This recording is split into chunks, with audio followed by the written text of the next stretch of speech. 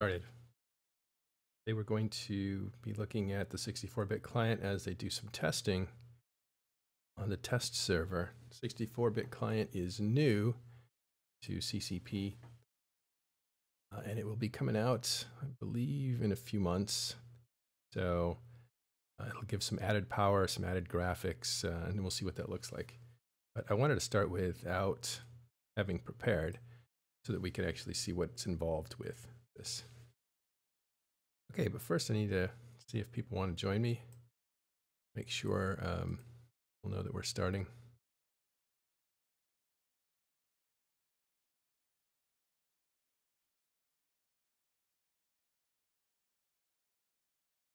Go here.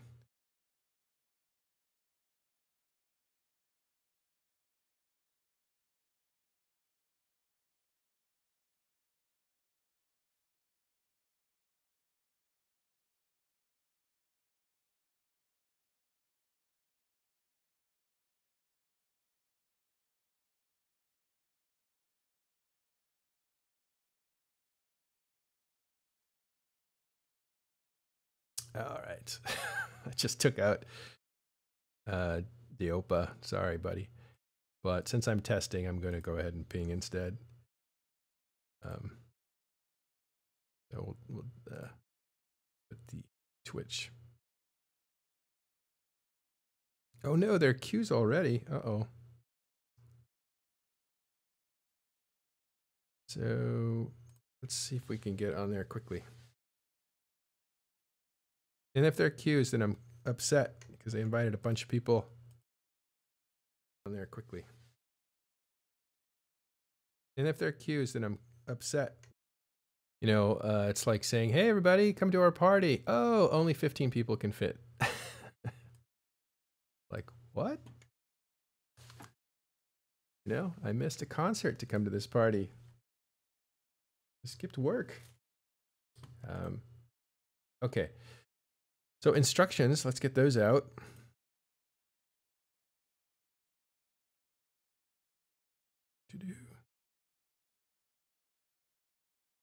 Yeah, instruction set.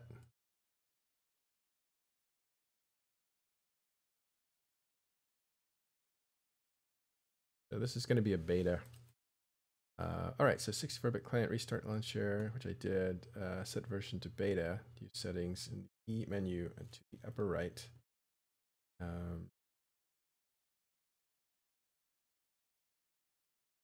And unfortunately, these are instructions for Windows, so they didn't think it through. If I think the settings is bottom left for PC. Let me just say hello to some people here.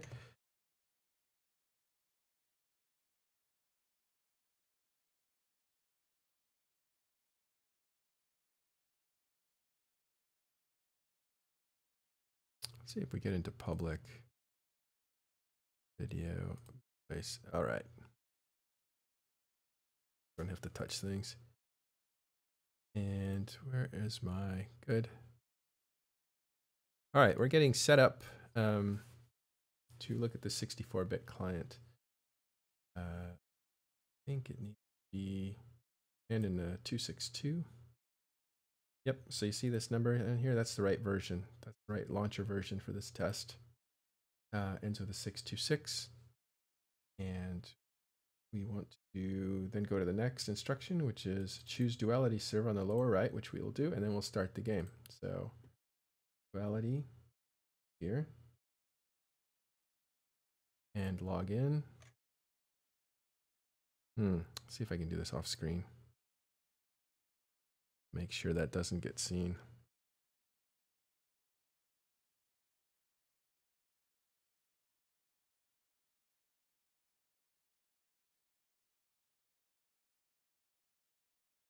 And I got my password. I remembered my password. And two-factor authentication. Do it.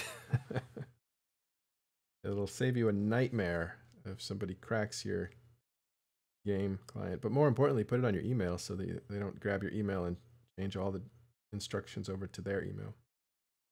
I use Authy, which is good because if my phone were to fall into a swimming pool, I would still be able to get to this authenticator. So verification code for this one is here. This is what I love about Apple, and this is like, it's great. If I use Apple and hit something here to collect it onto my clipboard on my phone, it's actually on my clipboard on my computer too. So I just need to hit paste. I don't have to retype it.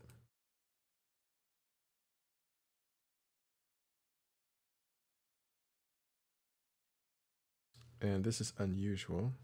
It is correct, but unusual error. See what is goofing off here. Okay, new token.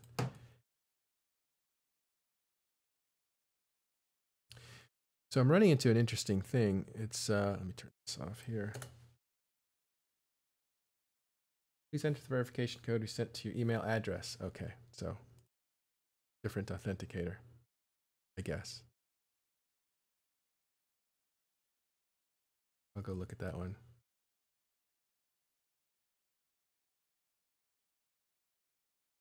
And this could be because it's beta. I don't understand why they would send this, but let's see if I can get that off screen. Okay, that worked. So for some reason, second factor authentication for my account didn't work here. Play account. Instead, they sent me an authentication email, and I think that could be the nature of this beta. I don't know what that is. But I am firing up the new client. Suppose this is a 64-bit client.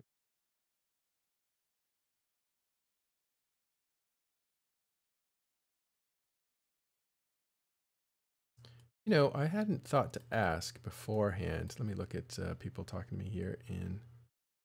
But I hadn't thought to ask beforehand, but I wonder if the Mac, oh no, here it comes. The Mac client is turning on. I was starting to get worried that they don't have a Mac client yet. Of course, it's starting in full screen, so I'll need to shrink it before I can properly display it on OBS. Looks like it's on its triple. Yeah, it's loading in bulk data, so this might take a minute. Okay, so what we've done so far is we've looked at the instructions, followed the instructions. It's going to play the video for me, so I'll stop that. And it's told me to yes. Okay, let's get this into a windowed mode real quick so I can.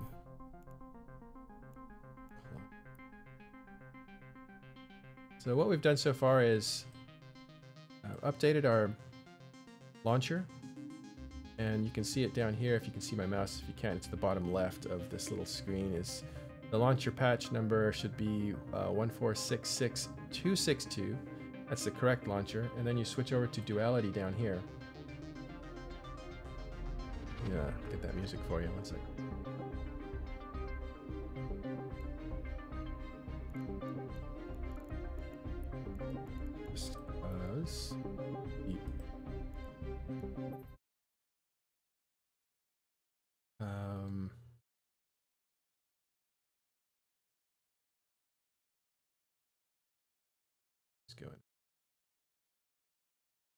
Yeah, so you add the account because, of course, Duality probably won't have any accounts, and they will send you an authentication code in the email. Use that authentication code to get in, and then you're ready to go. If you're asking me questions on the feed, I apologize. I'm not able to look at it at this very moment. I'm trying to get that back so I can look at it and answer some questions if you guys have any. And you guys can actually answer my questions because you probably know more than I do about this whole thing.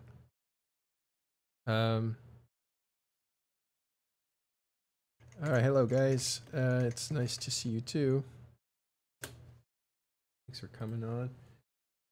I'll probably be doing this. Hey, Matterall. Hey, Ron, how are you doing? Good. Someone who can. Good, man. The tow truck's here. The AAA 64-bit client upgrade was super smooth. Yeah. So I was just describing that. I'll describe it and then you describe your experience. But it really was as simple as I think, what did I do initially? I just restarted the client. It moved me to this version down here, the 262 version. Duality is on, and I just logged into Duality. And there was a few delays, and you could see data moving or whatever, but really it was just like logging into the test center almost, except that my two-factor authentication came through the mail. It didn't come through Authy, the program that I have. So Same for me. yeah. Okay, so that was your experience too? Yep, same exact thing. And in fact, I was putting in, the Google Authenticator codes, and it was like wrong code, and I'm like, wait, Yeah. hold on, and let me reread it, and then it was like, oh, email. I'm like, oh, okay. That is exactly what I did.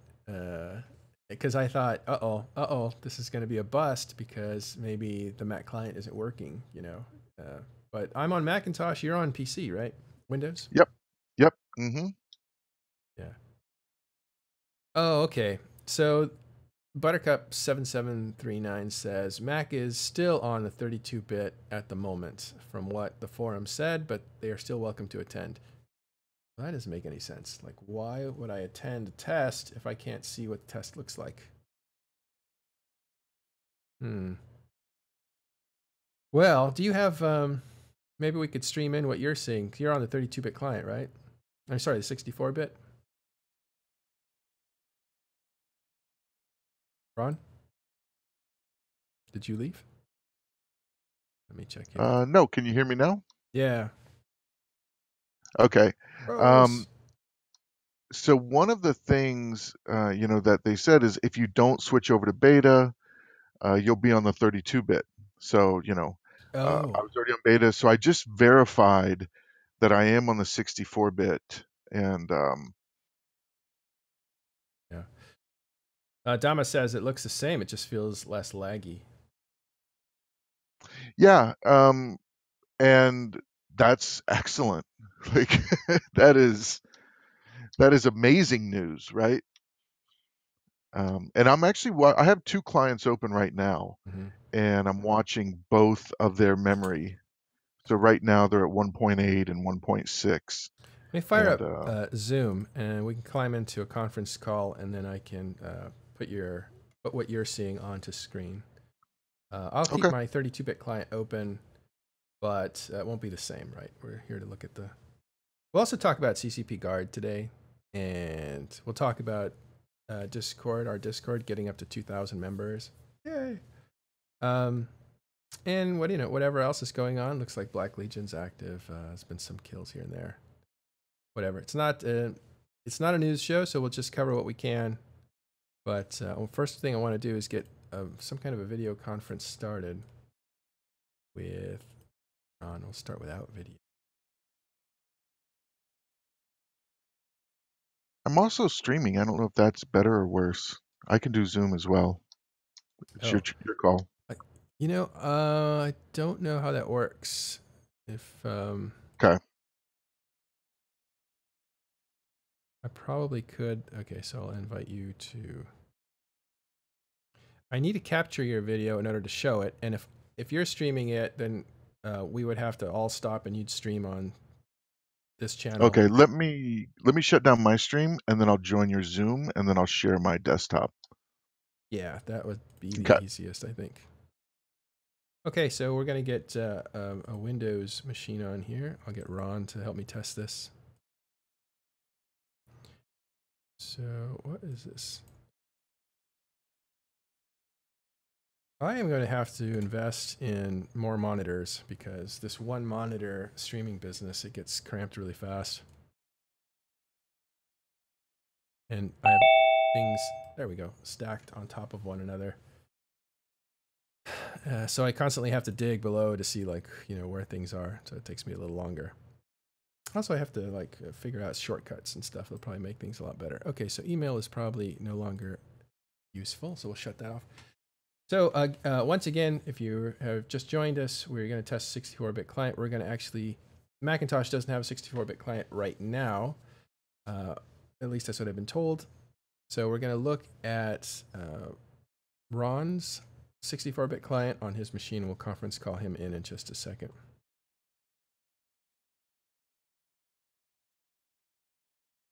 And there it is. So let's bring that over here.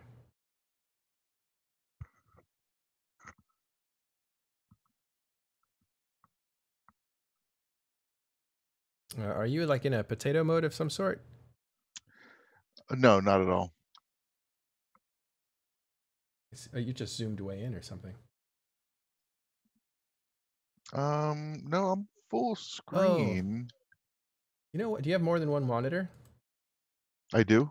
Yeah, that's probably. I'm picking up both monitors on the. Oh, let me see here.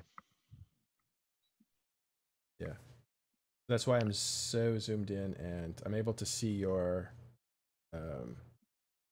What's that called? HUD, and then the little window above it. And then as you move the mouse around, I think I'm following the mouse, so we're moving all around.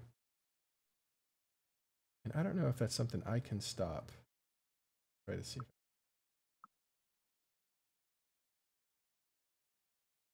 I think when you do share, you might need to do. Oh wait, I got it. Hey, how's it going, Commander Ace? There, I fixed it. I just did a fit to window instead of actual size. Oh, okay, good. And that does it. All right, so we can see your windows. Good thing to know. Yeah, 64-bit client. How many people are on there?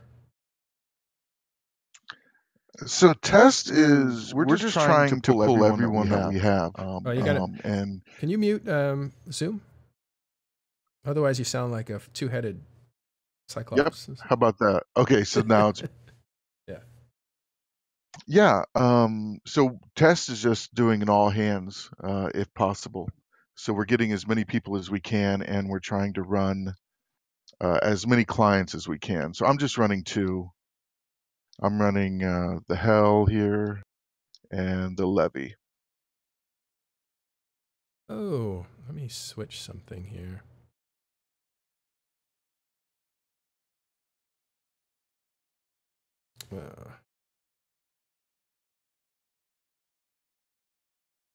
This is wrong, so we'll do.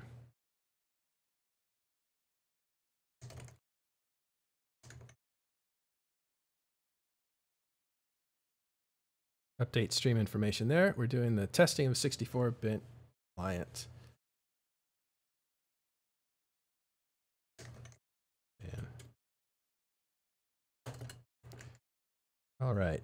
What we're looking at right now is actually not my game. It is Ron. So I don't know if it's translating, but it does look. You're running on full graphics, it looks like. Yep. Yeah, that looks pretty sharp. Although I don't know if I sense a difference. Maybe we do. Yeah, I don't necessarily see a difference, but that's the win, right? That there is no degradation of the graphics, that it is perfectly smooth and it's up to snuff. I think the real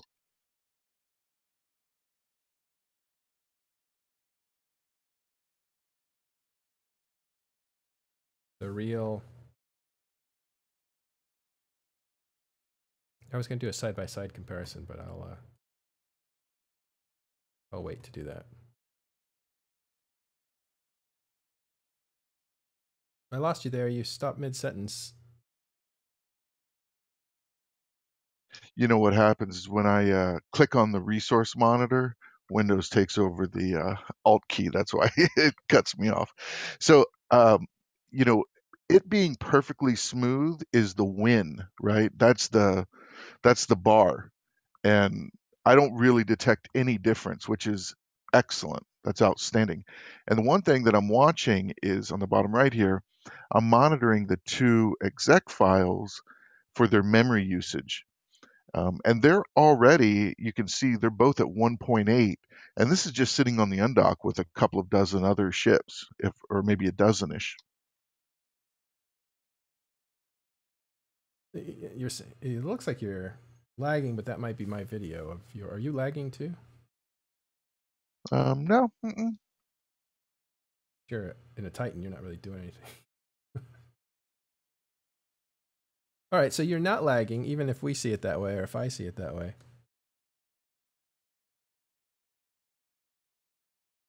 All right, we just got a subscription. Thanks for this.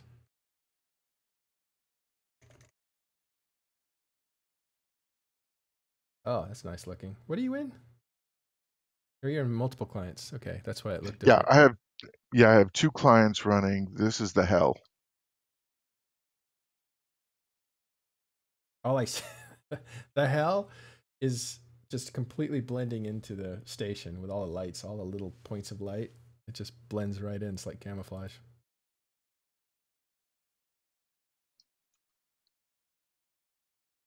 All right, so for this test, if you guys are wanting to get involved, you need to, let's go over the instructions real quick.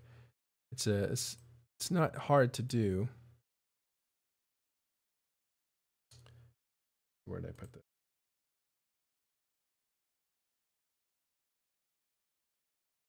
Nope, nope, nope, nope, nope, nope, nope. Aha. So you need to restart your launcher. And actually, I'm going to post this in, so anybody doing this live can join us. I'm going to go ahead and put this in to stream. And if for some reason you are just listening, I will also put it in TIS Discord. I did already this morning. Okay, but the instructions are to restart your launcher, set your version type to beta, and it gives you instructions on how to do that. Choose the Duality server, and that's on the lower right, and then start the game. And that's really all you need to do. What's interesting, if you have two-factor authentication, it won't work, but it will send you an email saying, use that code. And that took Ron and I both by surprise. So test steps, we will start in FD TAC MLJ, a certain gate, and subcapitals are going to be jumping to a certain system, X TAC B, and subcapitals will then warp to planet X. I believe X is probably a variable, so planet whatever they call out. And since planets have numbers, not letters. Capitals will be sinoing to X TAC B. So they're going to warp to a keep star, dock at a keep star, open Windows and Neocom services. They're going to undock. They're going to warp to the Puitot gate. I think that's French, Puitot gate. And then they're going to fleet warp and set up gate camps. And I imagine they'll just kill each other after that point. So it looks like it's a little bit organized. CCP has reasons to want you to do those things. They're probably specific tasks picked out so that they can measure the effect of the 64-bit client as people use it. And so if you can follow those instructions, again, those instructions have been pasted in Discord for Talking in Stations and also inside this chat. And they are from the forums. And if you need to look at it on your own, it's called 64-bit client mass test on Duality on Tuesday, March 5th. And it's happening right now. So what else should I know? It says here, all ships and weapon systems are welcome. Bring appropriate ammunition because you're going to use it. And use the command move me to be moved to the start system. So that's important, that command move me, all one word. And by command, it's a slash. So / move me will get you there once you're inside the client. So I'll go ahead and do that. Again, I am on this client here, and that is a 32-bit client. So we're not going to show that. So if I hit move me, it's going to ask me what system to move me to. And I don't know if you've been on a test server. This works on a test server. I'm going to do that again, just so it's very clear. You're going to do /MOVEME for move me. You hit enter, and on a test server, this will give you a list of places to go, and you can pick where you want to end up. So if you're meeting friends, you can all do that and meet in the same system. So I'm going to go back and look at instructions again because I want to make sure I move to the right place. And the system was FD TAC MLJ. So that is I'm going to find that on this list. Oh, 15W. And here it is, FD TAC MLJ. I imagine if, and I've clicked on it, so you're going to see me transport there. And this is a little dev hack that they allow you to use on test servers so that you can more effectively use your time to actually get to the tests and stuff. And inside a test server, if you've never been in it, there are certain stations, not all of them, but certain, that will have supplies that are all 100 ISK per thing, all the way up to the most expensive battleships and stuff like that. So you can easily get into equipment without having to buy anything expensive. Just make sure that if you're using a test character that you have some money on it so that it's not, you're not stuck having to transfer money to that account.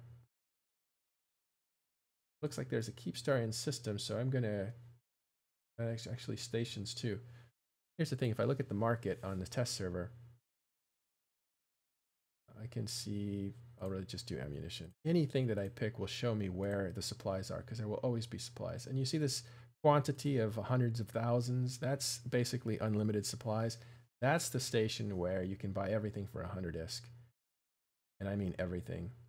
So I'm going to warp to that and dock. It's not every station, so you want to look at your market and pick the one that has essentially unlimited supplies for 100 ISK. And that's the one in system. So when I get in there, I'll be able to buy stuff. Let's go back to Ron. And you're at the Keepstar. Whose Keepstar is that? Is that CCP's? Oh, Ron is not listening at the moment. I think he's probably listening to instructions from his guys. Whoa, let me turn this off. Okay. One more time, I'm going to black out the screen because that's a client that I turned on accidentally. Okay, memory usage. Yeah, I can.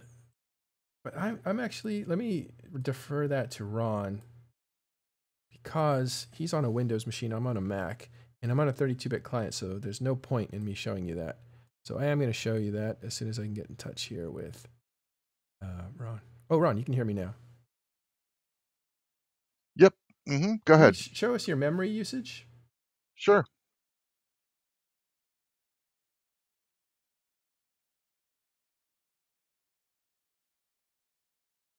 And it's going to be too small to read, so oh, okay. I'll zoom so in. It's currently almost 2 gigs per exec file. Okay, let me zoom in on that. Original size.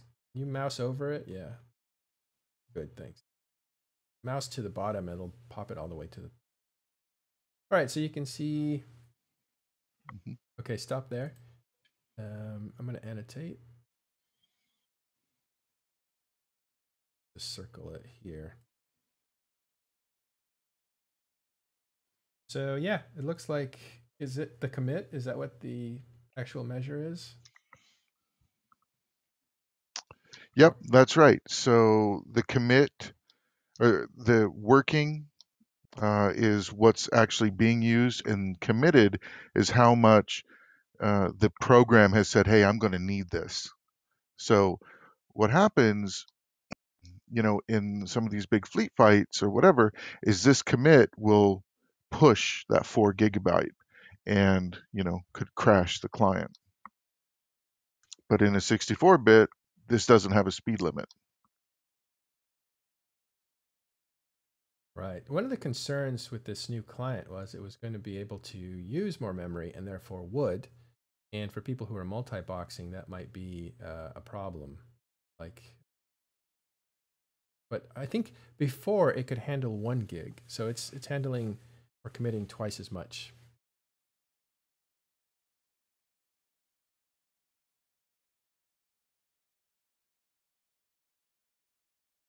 Thanks for showing us that.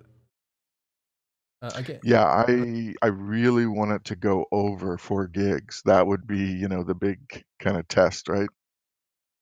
Yeah, well, how do you expect that to go over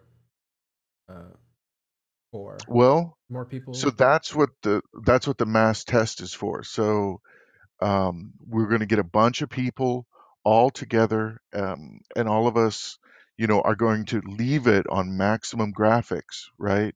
Mm. And start doomsdaying and start fighting and get fighters out and just try to bog it down as much as possible. Right. No potato mode today.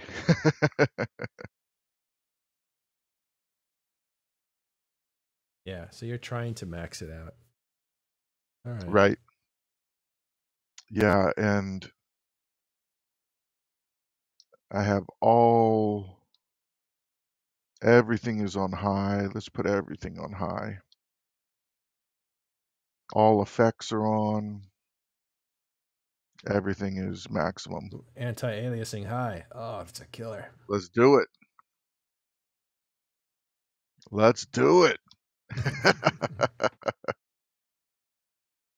All you guys have your skins on and stuff. Yeah, I changed over to this one. You said it kind of blended in. It was camouflage, so I put on that hazard control skin so you can see it. It's still blending in. It's there it is. I can just see a part of it now. The rest is completely black and obscured. Yeah. I blame Zoom for not being able to. Yeah, it's intensely laggy for us, but if you're seeing it real time without any lag, that's important. Yeah, it's very smooth, very smooth. I mean, it's, I can't tell the difference right now, right? And that's great.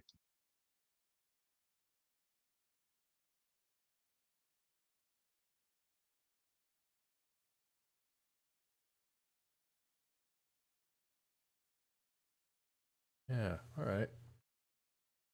We go back to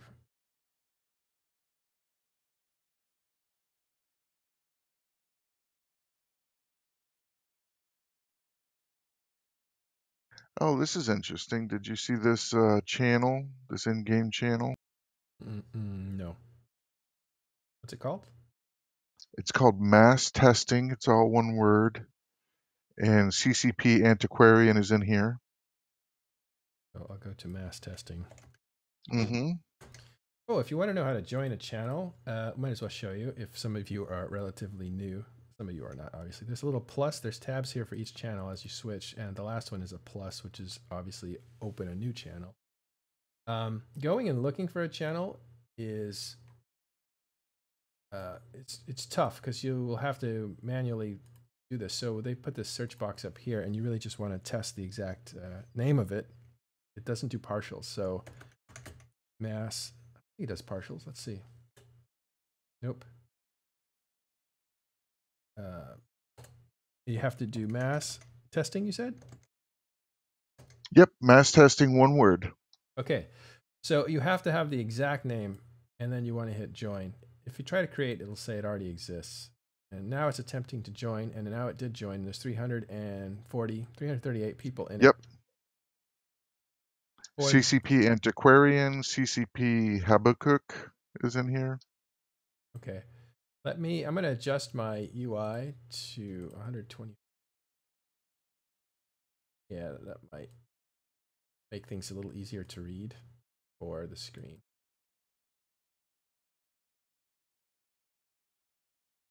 Yeah, so it's like 340 people on this test server testing out the 64-bit client. What you're seeing there looks like the same instruction set that they had given before. Oh, it's I believe it's 1705, and this starts at 1700. So they're actually starting right now on this. I'm not going to test because I'm on a 32-bit client, but I will switch over to Ron as he tests things, and he's with, funny enough, Test. So. Yeah, and you can, if you keep that chat channel open, you'll be able to follow along as well. Okay, I will. I'll just scoot you over here. I don't see anything being written in it now. CCP Habakkuk just said something. Oh, yeah, you're right. Let's see how that looks. Yeah, you can kind of see it.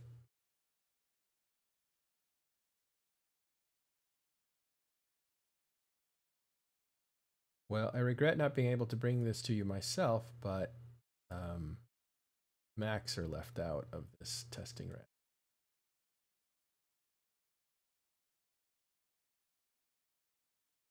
All right, I'm going to mute you 1 second. Be right back. Yeah, sure.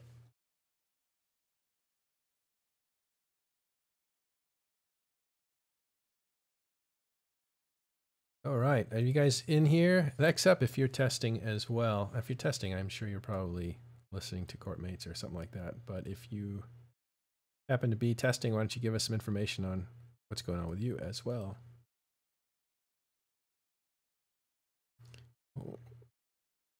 Okay, so Adama says, I literally have 0 lag and it's 15% tie-dye. That's significant. Tie-dye should slow everybody down. If you have no lag, that's pretty good. And he says, wow, this is totally playable in tie-dye. And that is a game changer if that remains true. Of course, there's only 374 people in system. So I expect this will function differently with with 10 times that number. You have like a 2,000, 3,000 person fight. It'll probably change up. All right, cool. Buttercup and Jace, Orn, you guys are testing as well. Let us know if you have some things.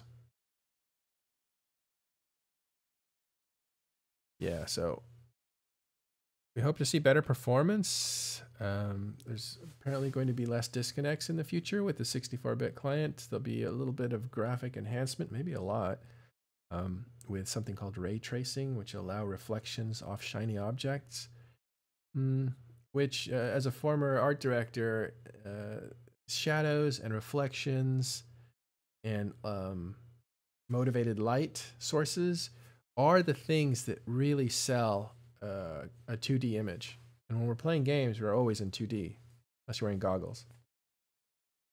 That said, if you can have better shadows, you know what the difference is when you have shadows on and off. That's a huge, huge difference. So when you have ray tracing and you have reflective light off objects, that's just going to, I think, make it a lot more immersive, even than it already is. Like I said, because those kinds of light sources and shadows are what really sell 2D images as an actual space with depth. So I imagine that the graphics will be even more enhanced than they are. That is, if you're not zoomed out, but even then, maybe. All right, looks like instructions are coming out by Antiquarian and Habakkuk. We'll put those on top here. Close this client up as much as possible and just leave the chat channel open. And what you're seeing here is Ron's 64-bit client on his Windows. Sorry about the lag. That is probably our connection through video conferencing.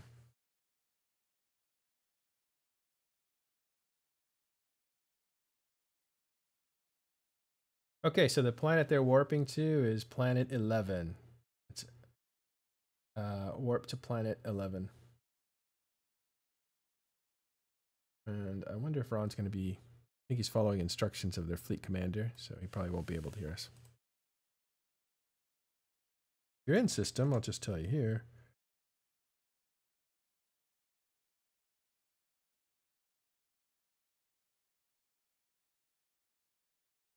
I'm going to widen up this view.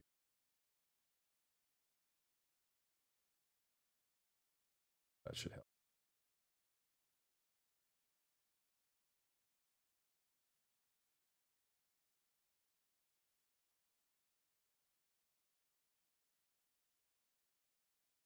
Well, I kind of want to participate, but it's not going to do much good.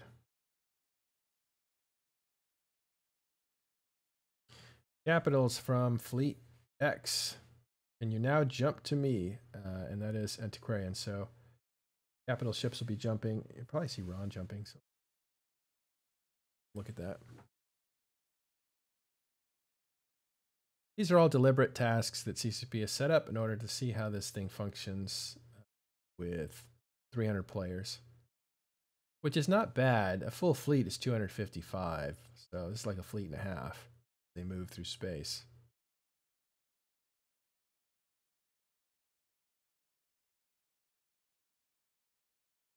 Sure, Ron knows to jump. Oh, you can hear me now.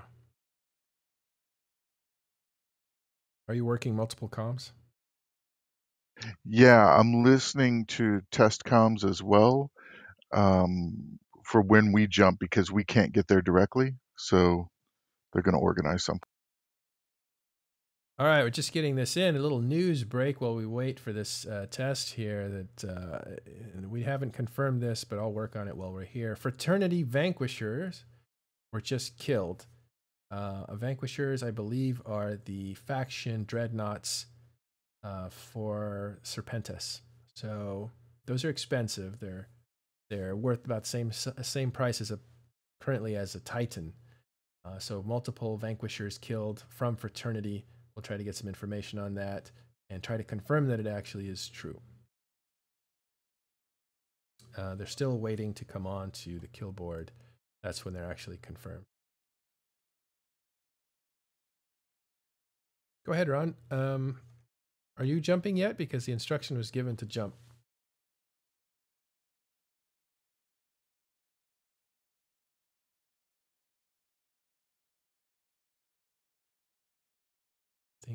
Yeah, Ron. When I talk and Ron doesn't say anything, it's probably because he's having to mute me so that he could listen to his fleet commander. Because I think they're doing this test, but I don't know if they're doing their own version of it or something. I have no idea. So, but what you're looking at there is Ron's, he's multi-boxing a Hell and I think a Leviathan. Leviathan would be this black shape on the left and the Hell is down here. All right, in the meantime, I'm going to write people in Fraternity and see what's going on with their Vanquishers.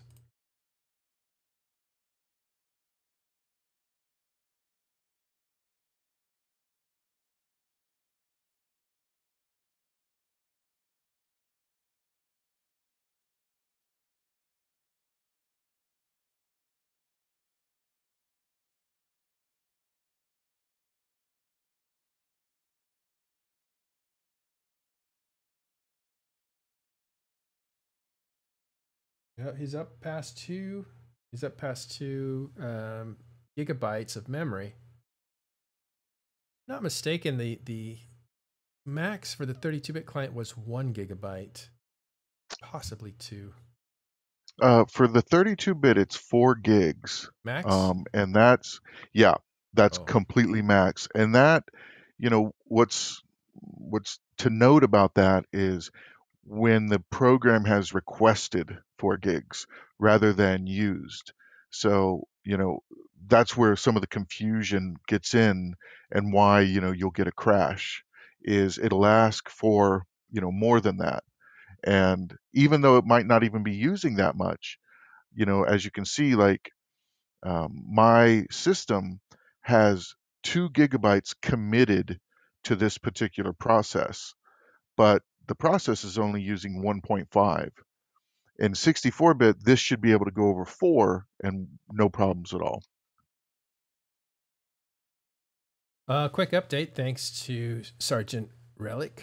They were actually not 2 Vanquishers lost. They were not built. They were 2 Vanquisher BPCs, blueprint copies. So they were worth money, sure, but they weren't actual Vanquishers. And they were destroyed probably in transit to get built.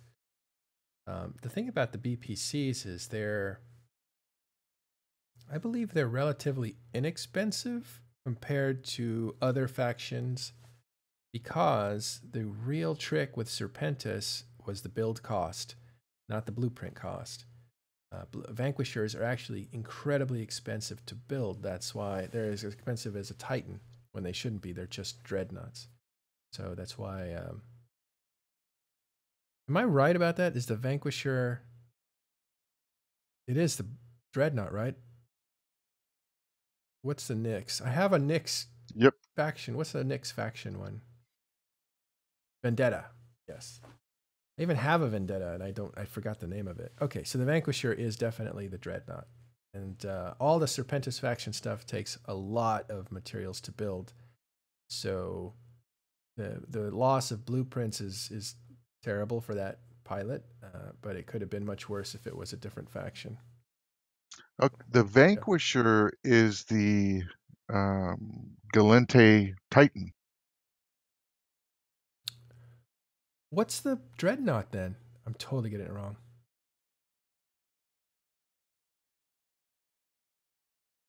Oh, that makes it much, much worse. Okay, let's see what they're actually worth here.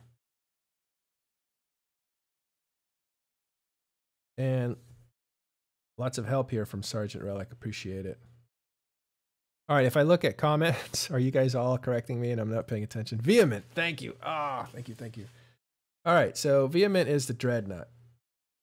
Vanquisher is the Titan. And 2 of those blueprints, that's a big deal. It's been destroyed. They belong to what look like Fraternity. Yeah, so thanks for correcting me, Nanocore and Morakai Vehement. Thank you for clearing that up. Ooh, Fraternity. Wow, they got that Komodo kill, and that was a big deal for them. And they basically, you know what that Komodo kill reminded me of? When I think it's Lord of the Rings, where Gandalf fights one of the old beings or whatever it is, that giant lava creature, and he defeats it and he destroys the bridge, and that thing goes falling down. And so Gandalf would be like, test. And then out of the depths, after the war, after the fight is over, the whip comes up from that, defeated creature. We'll call that Fraternity in this case. And it grabs the leg of Gandalf and pulls him off the bridge. And I just feel like that's the kind of like last second equalizing goal that Fraternity was able to get. Yeah, okay. So that was wild. And since then, though, they've had some bad luck there with losing a couple of Vanquisher BPCs. That's so those are what, 250 bill, or are those more? I'm trying to get the full link up. Hey, McLeod. Hello. I know the Komodo is 350-ish. What we really want to know because that's the best one. Did they drop? Is what we want to know. Let me look in links. Oh, here it is. Okay, so it was killed in a jump freighter. I'll pull that on the screen right now. Killed in a jump freighter, and here they are. Oh, they died. So Loot Fairy says no. These things are not valued, so this kill doesn't register as anything high. If you look, it's an 11 billion kill. Most of that is in the jump freighter, which is about 9 billion. The Vanquishers are not really, the Vanquisher blueprints are not really given a price, so they didn't really register, but we would have to ask what their average price is. They're not sold in the open market, so there's no way for the game to know what they're actually worth. These are all usually contracted. Let me ask. I just pinged Villy as well. Oh, let's look at who killed this. Well, it wouldn't be related. So, just one pilot. Oh, wow. Snuffed Out got him. And where did they get him? They got him. So Villy said that they're 40. So that's not so bad. Yeah, 40 billion. That's not bad. Yeah. The reason it's 40 billion is the same reason that I was saying earlier, that it's actually expensive to build these, not to find the rare blueprint copy. So the copy itself can't be worth very much because it costs so much to build it that people wouldn't pay a lot for that blueprint because that's an added cost to the already enormous build cost. And it's the only faction that's like that. I think CCP was doing a test to see like how they could structure faction battleships and faction capitals and make them valuable. And I think the Serpentis were maybe the first faction battleship to faction capitals to come out, first series of them. And they said, we'll just make them incredibly expensive to build. They have since moved away from that when they created the Blood Raider faction capitals, and they made the blueprints rare or very difficult to get. And the build cost is not nearly as high as it is for anything Serpentis. And the same thing with Komodo. Those are harder to get, the blueprints, but they're easier to build. So a snuff pilot snagged it in Igniton, which is, I can say now, and here's a little bit of an exclusive, where I was going to put the Sanctuary Keepstar.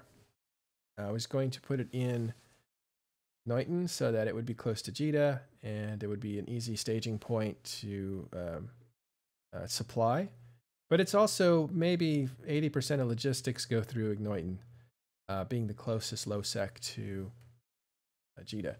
The problem with that system is it has 2 stations, and this guy here, he got killed on that station, and I bet he got killed trying to warp out. So what happens is, because if you jump in and you dock, it's pretty simple. But if you undock and you say jump to the gate, so this guy was probably on the way to the market, come to think of it. So we assume he undocked from a station and was trying to make it to the gate. Well, it takes time to spin your ship, and in that time, you can possibly be alpha'd, because stations do not tether you. So once you're outside the station, you have a certain grace time, but once that time's over, you have no protection. Now, if you have your own structure in the system, you will stay tethered until you hit a warp speed and get out, and so it's a foolproof exit. But few people have, well, I wouldn't say few people have Astra houses there or structures there, but you know, not everybody can just have a structure there. They'll probably get targeted if it's a Astra house that can't possibly protect itself. So you do have groups like, you know, corporations from Northern Coalition and other big groups have their own structures in there. I'm sure PL has them. It's a big logistics center point. So the Sanctuary Keepstar would have prevented this from happening, because you would have been able to undock from the Sanctuary Keepstar and warp out tethered the entire time, and you wouldn't have had a problem. And that's why I was going to put it in there, was to protect logistics for the little guy. In this case, Fraternity is not necessarily the little guy, but a Sanctuary Keepstar would have helped this guy out. Instead, he gets blown up by a Snuff Nyx using bombers, and he loses, and everybody else loses too, 2 Vanquisher blueprints that it looks like he was probably going to the market to sell. Okay, back to the test. What are we doing, Ron? Ron back on mute. Yes. Oh, McLeod, tap him on the shoulder for me. I'll see what I can do. But no, I'm just kidding. I'm not in the fleets though, so no. I'm not in here. Like if he's in a test fleet, he's in a test fleet. Like, you know, I can't do anything with that. No, I was just kidding. But let's see where they're at now. So they're refitting, changing ships.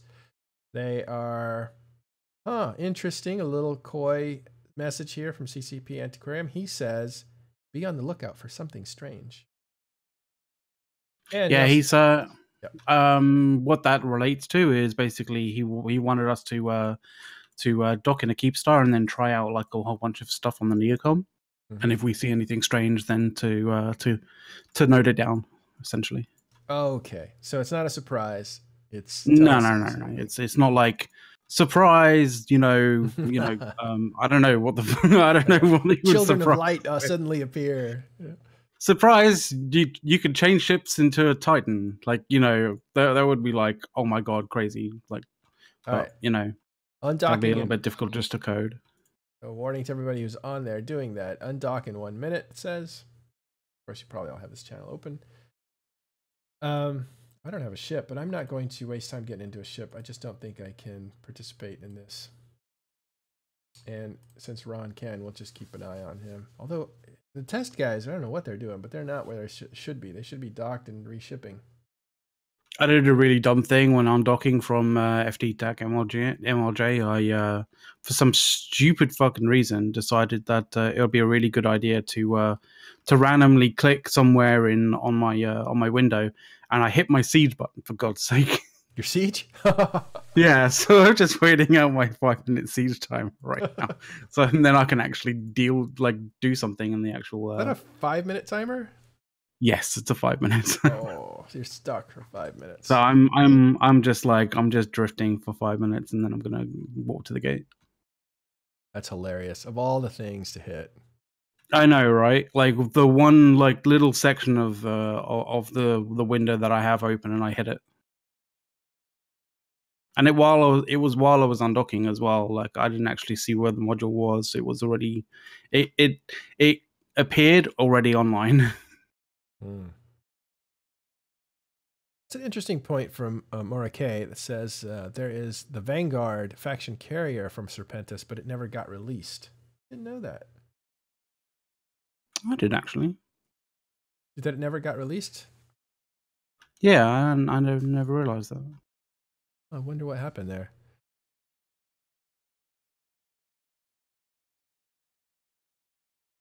Well, I am sorry for getting the Vanquisher mixed up with Vehemence.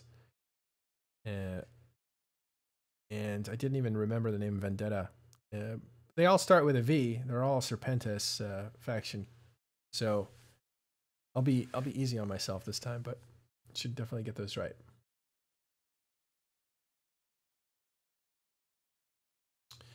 All right, this looks like a group of us, like a test fleet. Looks like Super Capital Fleet. It's on the test server.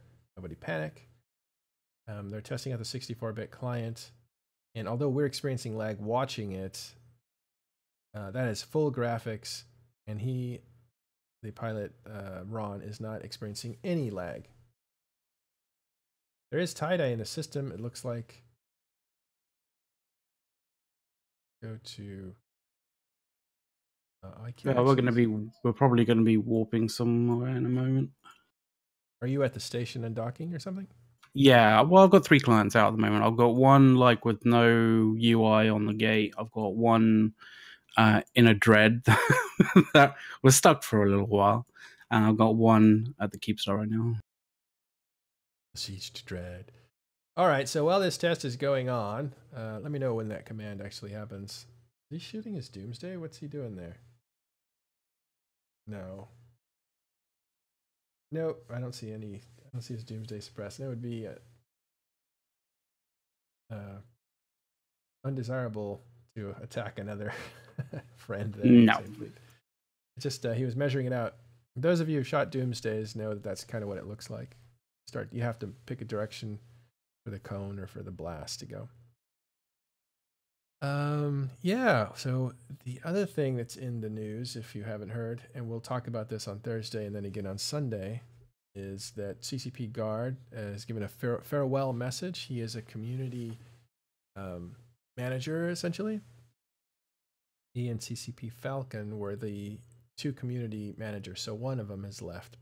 But you probably know him as the friendly face of EVE Online, and he does a lot of stuff that is fun and has brought a lot of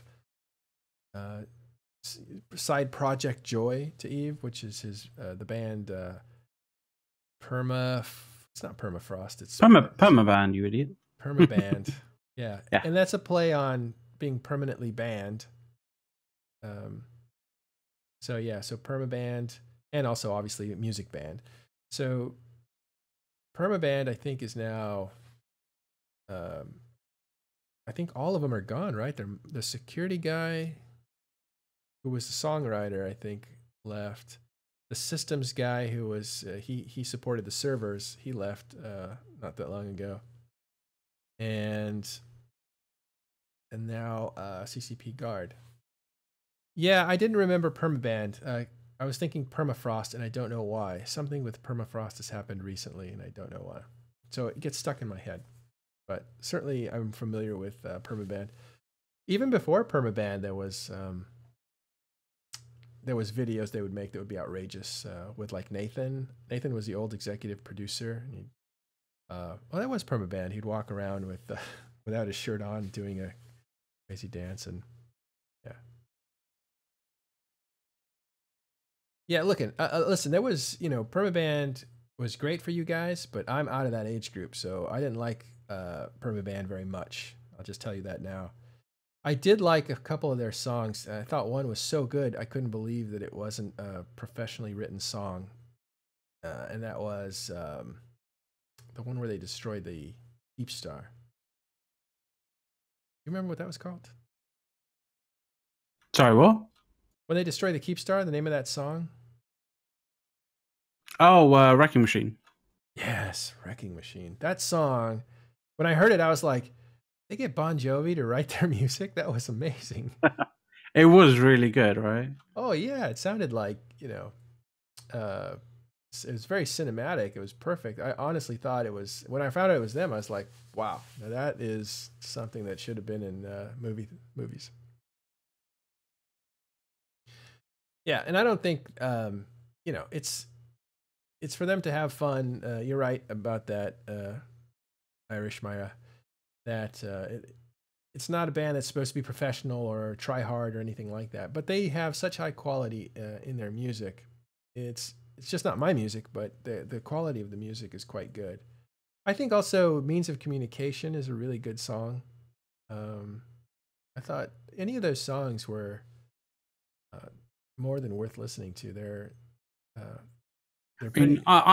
I have a bit polished. of a soft I have a bit of a soft spot for HDFU, but like that's only because like that just solidified how awesome God was, to be honest.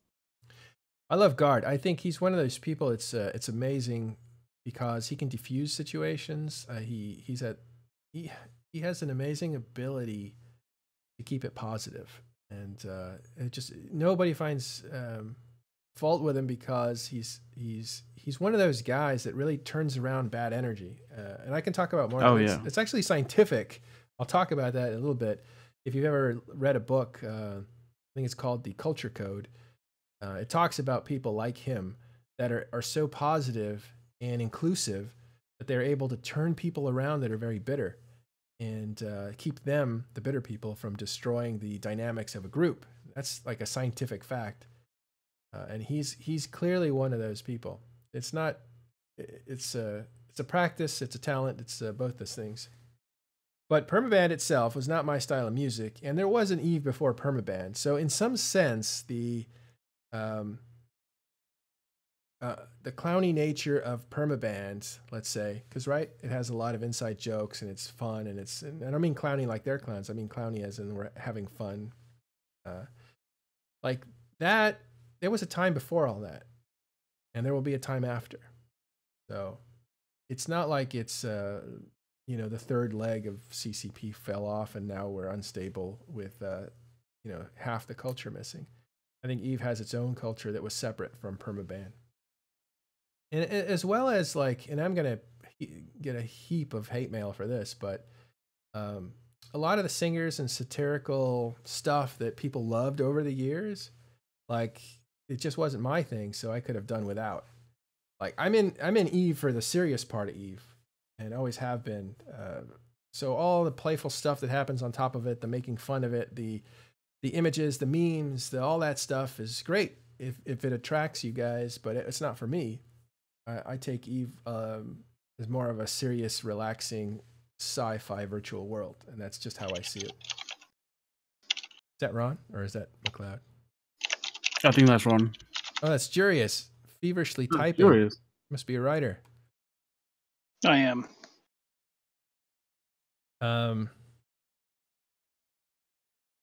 So do I not like propaganda machines and all that jazz?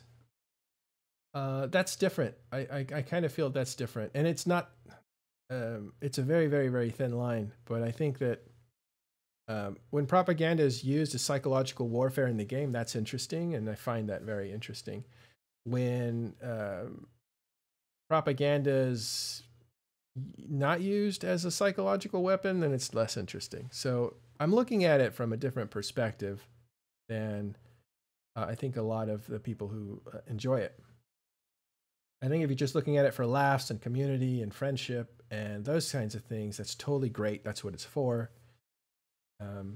But I only look at it at its value in psychological warfare in the game. I'm not a try-hard EVE player, but I respect the game so much that I want to keep my worldview of it intact, which is a serious simulator of people, an anthropological exploration of what people do under certain pressures, how they react in groups, how they help people belong, and how they ostracize people. All that stuff's super interesting to me.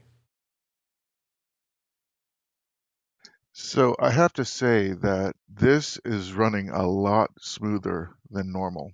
Like, I had a moment there when what was it? Where's someone fucking aggroing me? Somebody just got Sorry, disconnected. someone's being awkward. Sorry, somebody just got disconnected. Adama, you just rip client. So they'll probably investigate what happened there. Yeah, there was a little situation for a moment there when one of the nodes died suddenly because it didn't have enough RAM, which is kind of funny. That was a server node, not like someone's client's node. So it wasn't 64, 64-bit client based. It was like something else. Oh, so that node died, not the clients. Okay. Yeah, a node suddenly died for some reason. Yeah, and they put a little message in there and they said, "Hey, you do not need to bug report that disconnect." Okay. So they said they're waiting 2 more minutes to let the server settle. Right. This is interesting. So how many people we have here? It looks like 550 inside that channel, which I assume most people who are testing are. Let me look at Duality and see where we're at. Oh, so I was part of that disconnect. Okay. I bring up the client. Duality it doesn't list how many players are on Duality, but I'll climb back in. Well, the system's like 270, and I can't see what the other one is. It should be about 500 or so. Yeah. So Ram, yeah, I think he says that EVE is very telling of people's true personalities, and I couldn't agree more. Now, you'll note that Alex or Matani and I Matani and I used worked together. We workshopped a little article called the Masks of Purgatory, and we had a workshop that was open. It was a conference call with all of INN so they could watch us work together and make mistakes. The idea was even us experienced people are going to make mistakes. Let's do them in front of you, and you guys watch us make this article. And so we would kick ideas back and forth. He would write some things down since he was the principal writer. I would talk about ideas for images, and then I would sketch some things and show some examples, see what was working, what wasn't. Hey, Matt, I don't want to interrupt you, but CCP just said fight, and we're going to jump, so I'm going to mute myself, but you can watch, yeah? Yeah, so we're looking at a fight then in the next few minutes. What are you in, by the way? I'm sure he's in a Titan of some form. Okay, he took off. All right, so the point was that he and I wrote this article, and it was a fusion of a couple ideas that came together. But it was basically about masks and how people use them and how we are slaves to our identity in EVE Online. That's taking it a bit far, but it was essentially our connection to our virtual selves and how we react and how we actually think about EVE. And what's interesting is when somebody leaves EVE Online, how we say they won.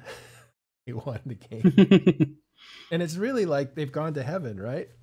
Like their consciousness has gone. And they're in a better place because we all know this is a purgatory. That's where that idea came from.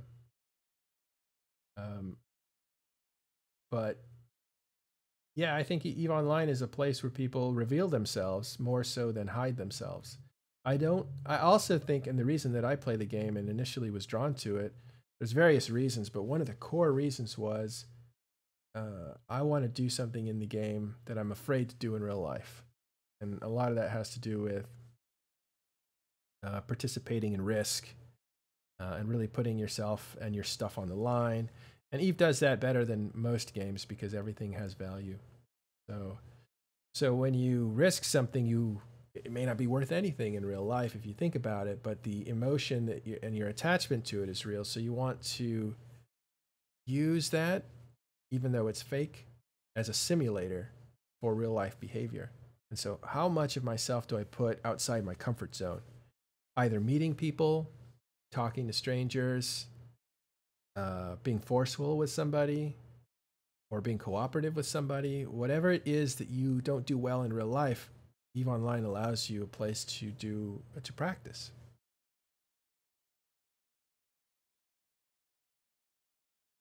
All right, so it looks like it's getting good reviews so far.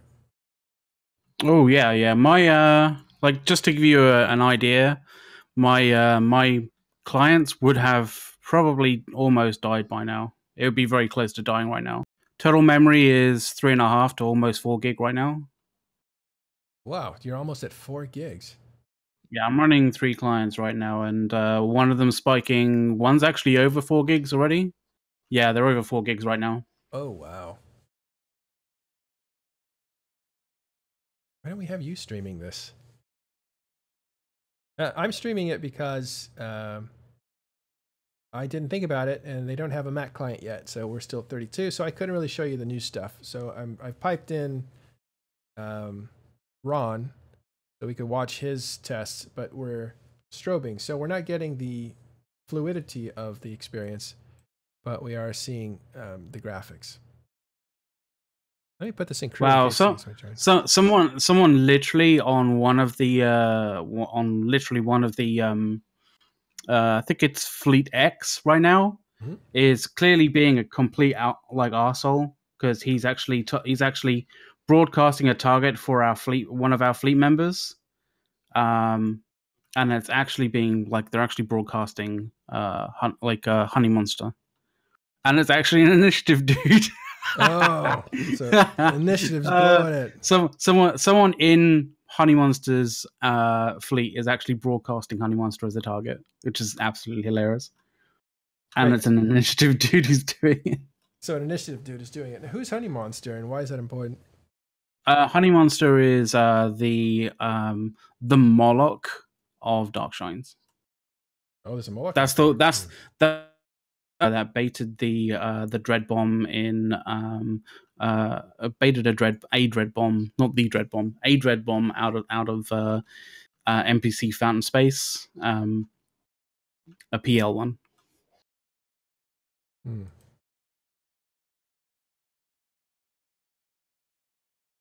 Well, looks like they're having a big fight. The tie-dye is at about, if I can barely see the little green loop, but maybe it can show on mine. But it's basically at about 50%, 40% probably. See if I can bring that up.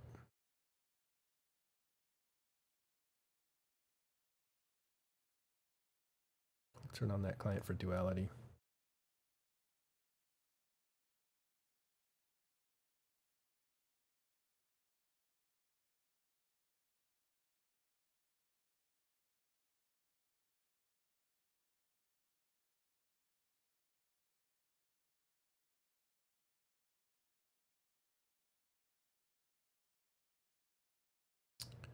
Uh-oh, that's a doomsday. That long yellow beam at this scale, being this far out, this is going to turn into a massive capital brawl.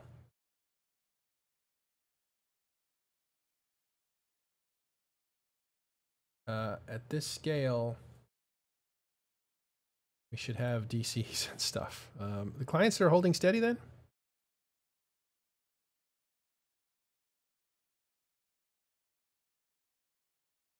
McLeod, are you there?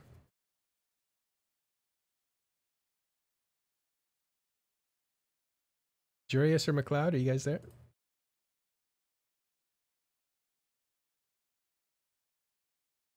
I have a feeling they're busy. All right, well, people are fighting on the test center to test just how much this 64-bit client can handle. Are you what's- hearing me? Yeah, what's local at? Is it 700? No. I think it's gone up. I'll check it out. This is one of the bigger tests that I've seen for EVE Online. Even the big tests are only a few hundred people. Yeah, it looks like McLeod just DC'd.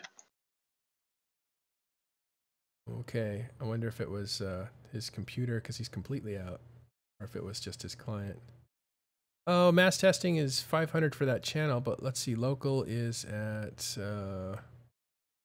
where's the fight at? What system? You're at ZTAC something? I'm actually not in the game right now. I'm not Oh, loaded. sorry, made an assumption there. No, all good. Let me have a look here.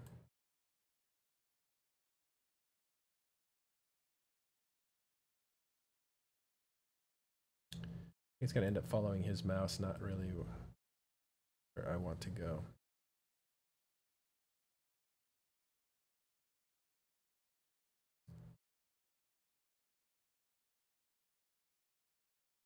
Well, it looks like a giant supercat brawl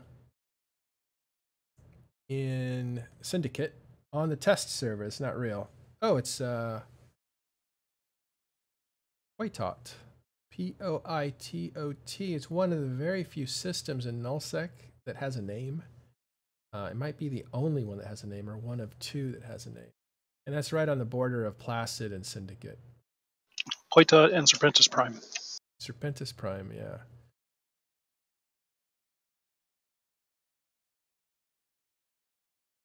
And it's funny, they're both in Syndicate and Fountain. They're both on that side of the map.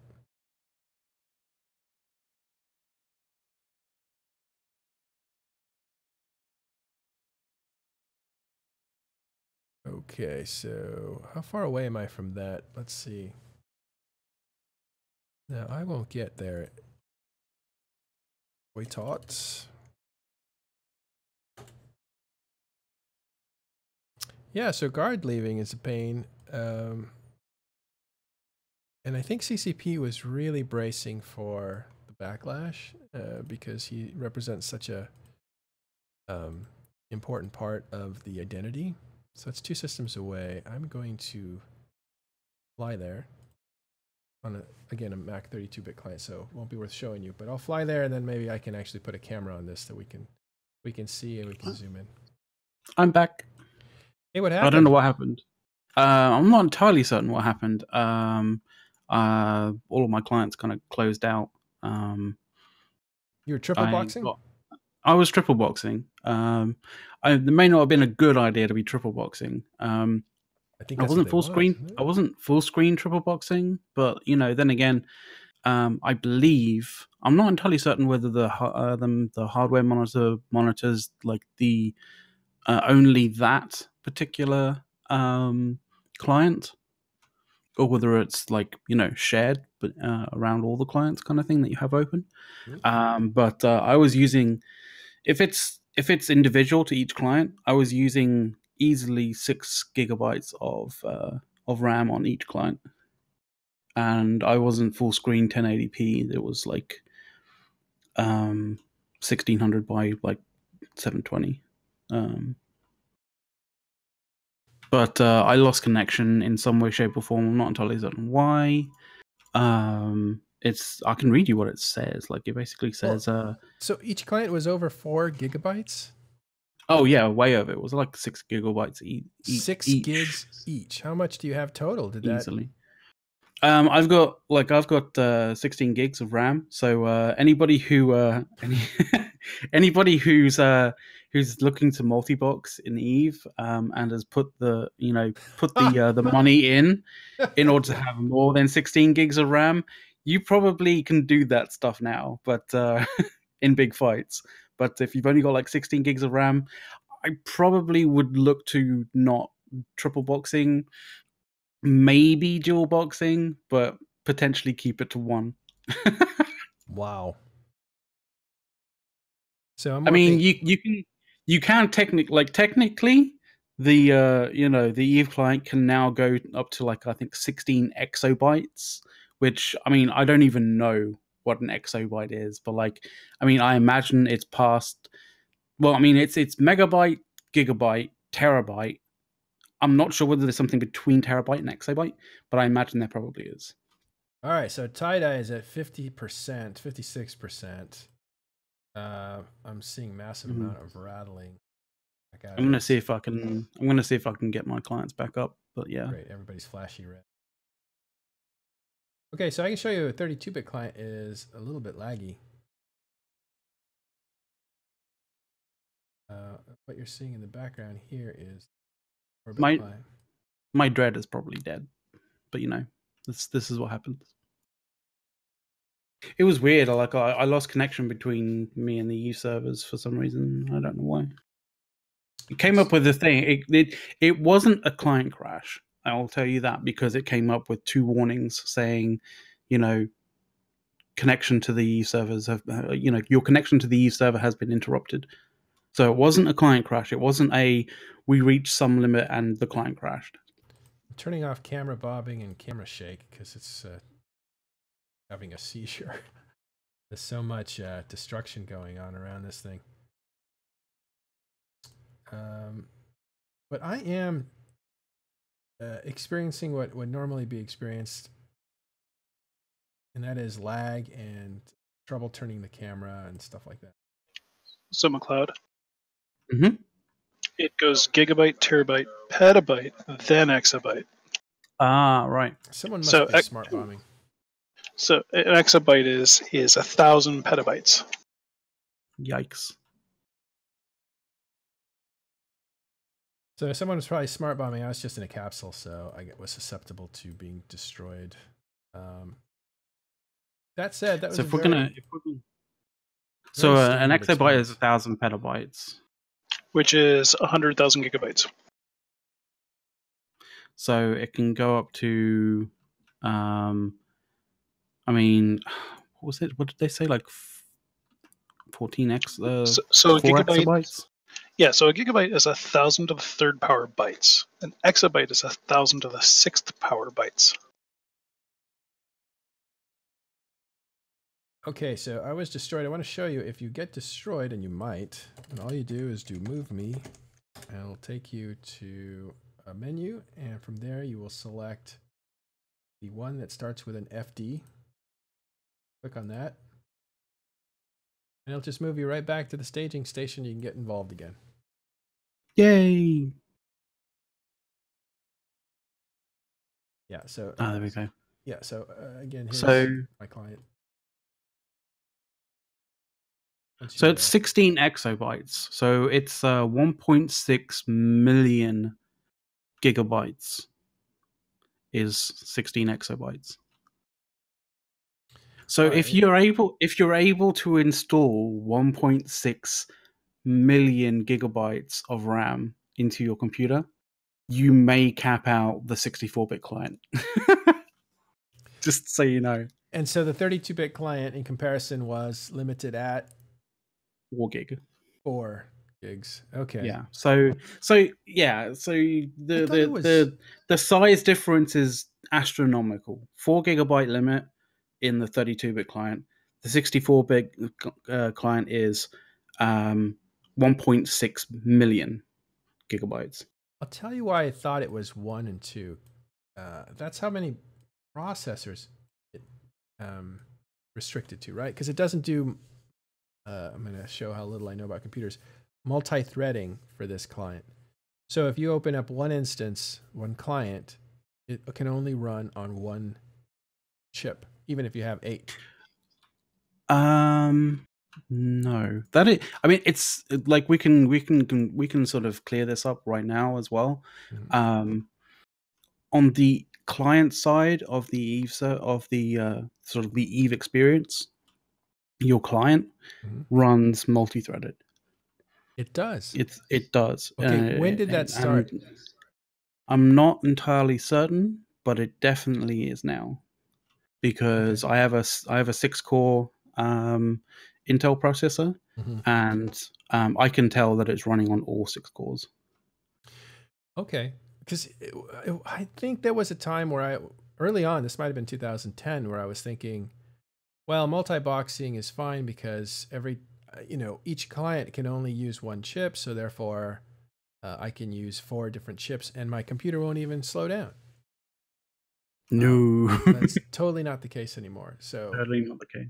okay.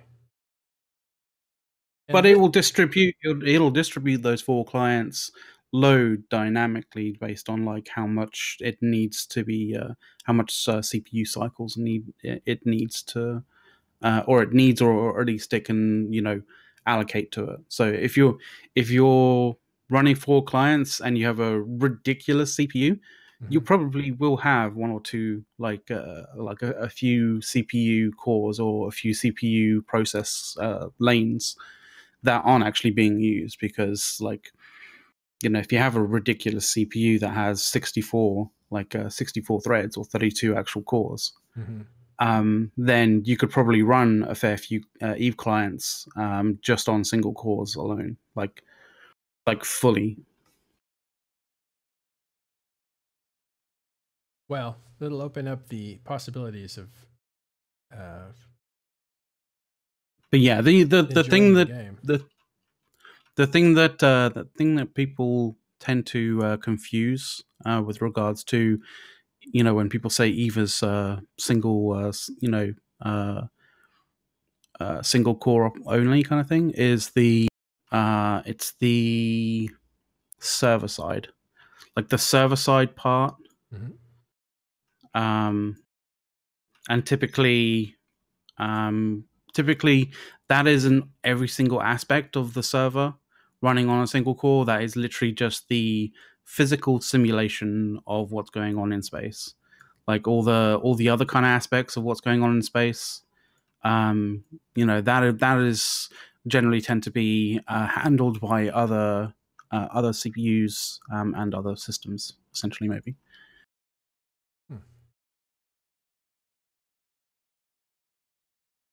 Yeah, I think a lot of my information is when I was looking into it old now. Yeah, it probably is, but that's understandable. So the 64-bit client again will give us greater client stability in increasingly stressful situations as far as the computer stress. The memory will climb above 4 gigs, which it did for you, right? You got up to 6. Oh yeah, I easily got up to 6. But why is it absorbed? Like, what is being absorbed? Why is the memory being used? Like, what is it? The graphics? Is it representing everybody else's graphics? Like, why is it climbing so high?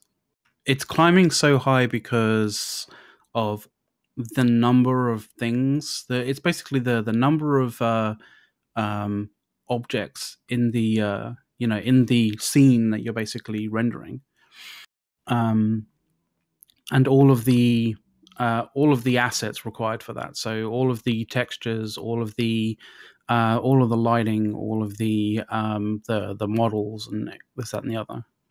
So it's all of that stuff is basically being shunted from from your SSD or your hard disk drive. If you're using hard disk drive, it's being shunted from the hard disk drive or the SSD that you're using onto RAM, because it requires a quick allocation of that when you're moving around in the scene, when you're like looking at various different things, when because it kind of has to have it on demand. And so it needs to be there. Well, Adaptive here says, I don't see much improvement. To be honest, I did lots of side-by-sides. Is that because... Well, the difference isn't to do with like the responsiveness of the client, or like the ability for the client to sort of not be in tie-dye. That's got nothing to do with the client. The difference is to do with whether you hit that that RAM limit and your client crashing. If your client just ups and quits for no reason, then that is like, for example, what I experienced. Like my clients didn't crash because I hit a memory allocation limit. Like, but if I was running a 32-bit client, my clients would have quit like before they disconnected. So We instead just of, had a quick.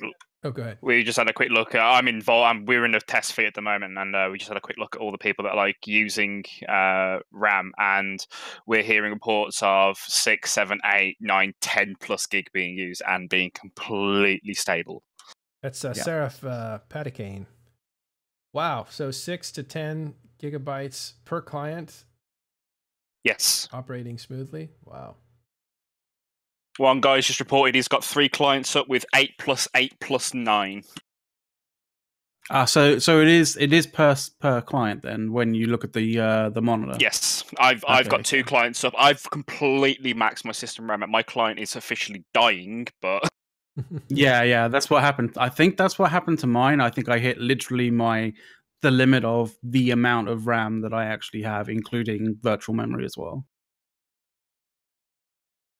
yeah, it's rough. It's rough on all the machines, is all I'm going to say. But for This people is- with newer machines, it's fantastic.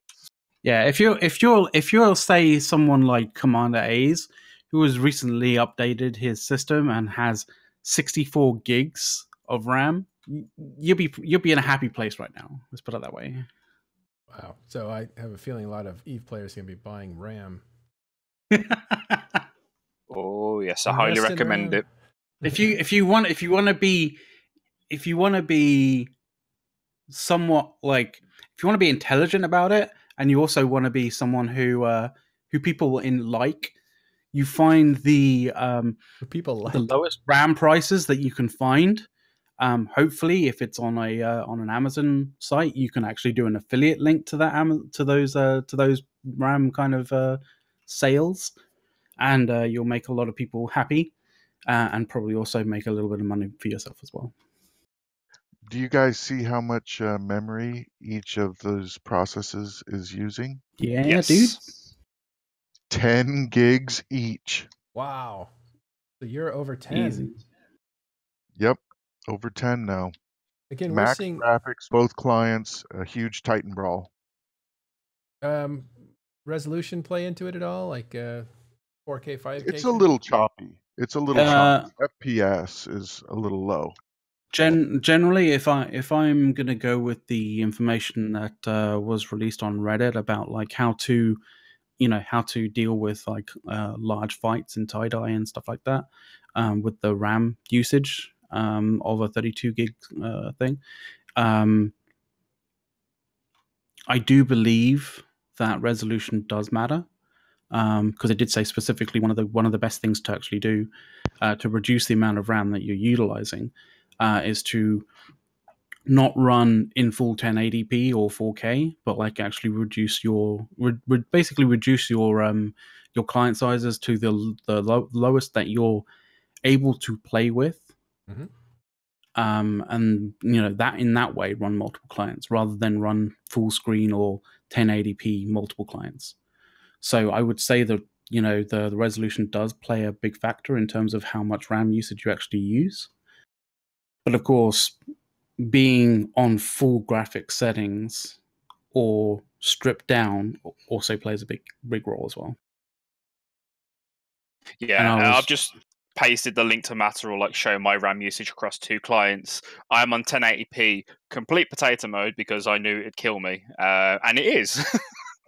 It is there's about 400 people in the system, roughly at the peak. But it's been good. It's been really smooth. See if I can view this.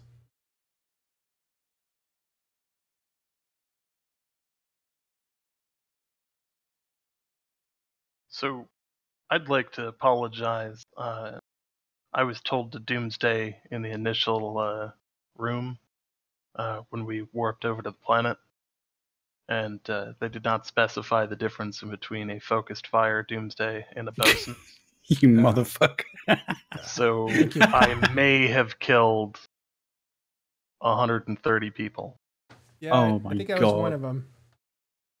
I hate you so much. For this, I apologize. But Your also, apology. Your apology is not Solid accepted. bosun. I want ISK. I think we can all agree that I know how to aim at least. Wow. That's it. My bad. Everybody's Did around again. you just Did you just have a moment where you thought that you were just ranning, and it was like, oh right, I need to dispose on here. Oh no, I'm not ranning. What?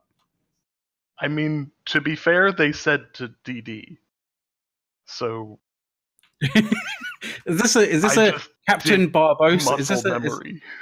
Hey, is this a Captain Barbosa sort of like get out, like, you know, sort of lawyering your way out, like, you know? I mean, like, I could totally see why there's several people that convoed me that were very upset. Oh, But you heard from them, huh? to be fair, somebody said to Doomsday. Oh, looks like a. How many people we have? 500 fighting it out there. 340 currently in local, Titans, Supers, DDs, all that good shit going off. Wow. So your Eve client got up to almost 3. Oh, that wasn't the highest. That wasn't the highest. Like it's came down to that because my other client has taken more RAM. Like people have been reporting they'd clear 6 gig of RAM easily, and I can only imagine on the higher end graphics it was like 10 gig because I'm on like old school potato mode, so on memory optimization, and I'm struggling. Like I've got like 2 FPS, maybe 3. What about VRAM usage? Jack is asking in chat. I imagine it depends.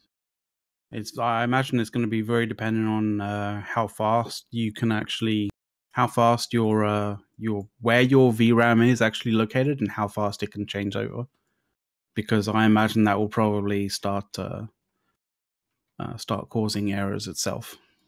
So essentially, the old limit of a 32-bit client was 4 gigabytes of RAM. And after that, your client might choke or have some problems. And now it's pretty much an unlimited amount of gigabytes of RAM.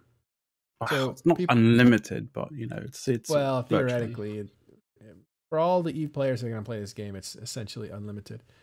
And we've seen clients get up to, Ron was just showing us with 2 clients, each one using more than 10 gigabytes of RAM. So that's a lot more resources. What those extra resources are able to do, I'm not quite clear on yet. Like maybe the stability of the client is, that's probably the most important thing because your client doesn't crash. So for the VRAM question, sorry to interrupt. Yeah. I'm on an old system. I'm currently sitting at 590 megabytes of VRAM being used on a 1 gig card.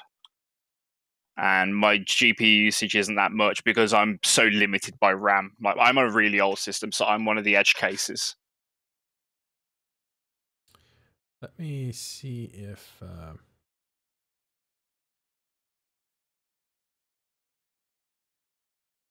I got myself into the fight, not into the fight, but basically watching the fight, like I would be if we were streaming it, for example.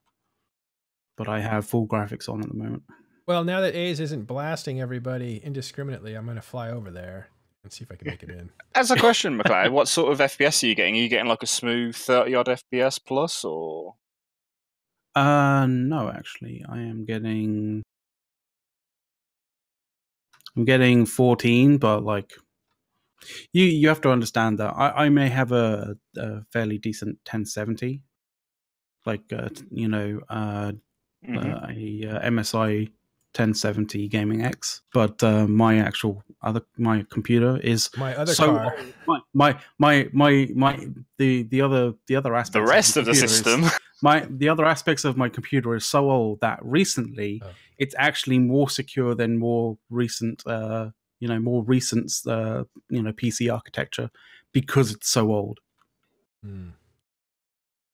You're hitting the wall, huh? Like, I do need to upgrade my computer at some point fairly soon, but at the moment it still runs what I want it to run. Maybe just not as smoothly as it, I'd like it to run. Okay, but at some point soon you're going to need to upgrade. Yeah, well, as is always the case.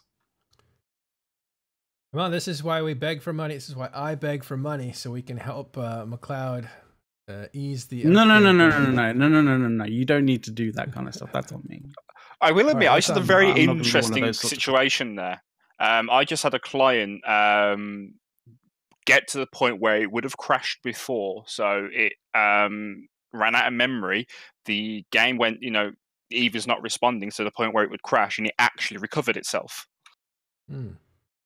Nice. All right, this is me on a 32-bit client. Let's see, coming into this situation, which should... I'll try to get out my usage.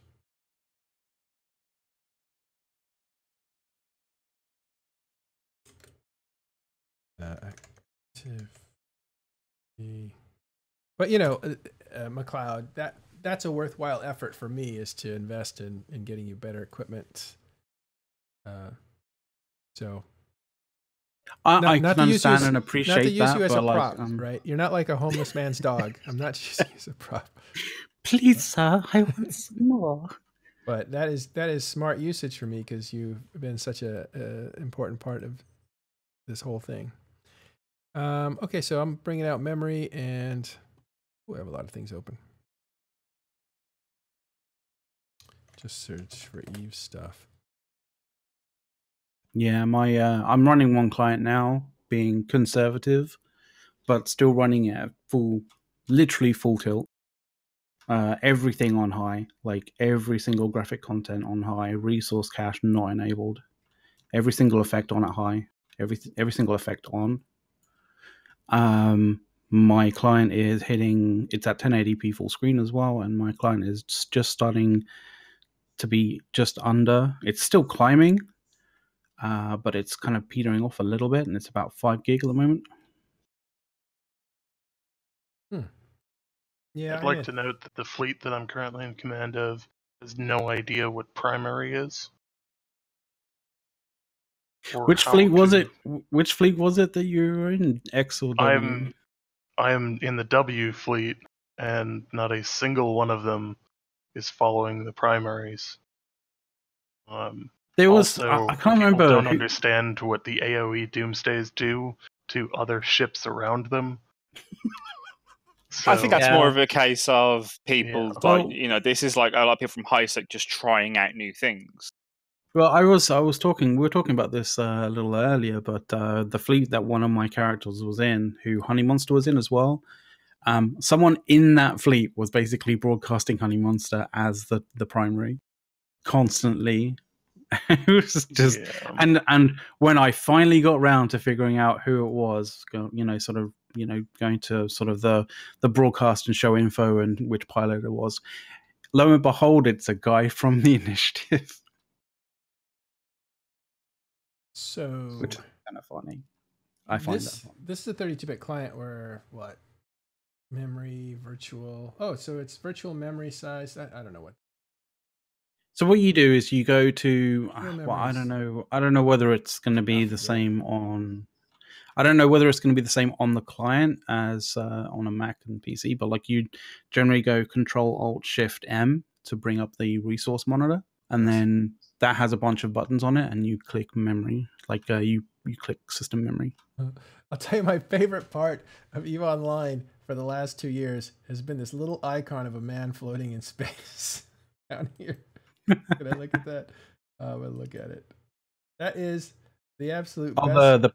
The biomass one, right? Yeah, no, the little floating icon in space. It just all of a sudden gave you an idea of what it looks like. I'm gonna scoop him to cargo hold. Oh, I'm in a pod.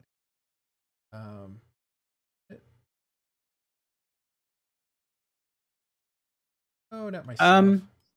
Maro, do you have Zoom up? Like I can do a Zoom. I sent you the link. No, it's in crew. Right, you did already do that, but I didn't see it. Okay. So I got an interesting bug going on. There he is. I have now warped off the battlefield, and I'm still taking damage, despite the fact that I am on the other side of the system. Everyone, primary commander race. Revenge. So if you're firing at me, I'm nowhere near being able to be locked. I can also see Commander an entire A's group of people that have watched me. I was going to say, you're showing up as being 37 AU away, but still visible on grid. Yes. So grid size seems to be a little larger than normal. All right. So that was my memory, and it's not significant. It was like half a gig. I want to see if you're looking at Ron's, he's got everything blasting up. He's got, as you can see, huge resolution. All that adds up to about 10 gigabytes of usage on a client. He has 2 clients open, running both at over 10. As Seraph was saying here, that is happening with other test pilots as well. And that is far greater than, it's more than twice the max limit for a 32-bit client of 4 gigs. So they're way past the old client memory. And then VRAM, we were saying we don't know yet. We'll need to find out. McLeod, you have I can if you want to. I'm at 10.6 on one and just a shade over 10 gigs on the other, which is, this is the dream, right? Like, this is the dream that we had, because I am in a huge super capital battle and I'm getting low FPS, but this is maximum graphics. Everything is running. I think it'll change super battles. I'll be honest with you, because it's going so quickly. Matterall, can you see my screen? Not yet. Can you share? Did you share? I am sharing. I think it's because you got share on at the moment. I have multiple. I'm not sharing though. Oh, let me switch it up here. View options, switch to McLeod. Yeah, I can see it now. So you can see on here, I have every single effect on high, except for resource cache.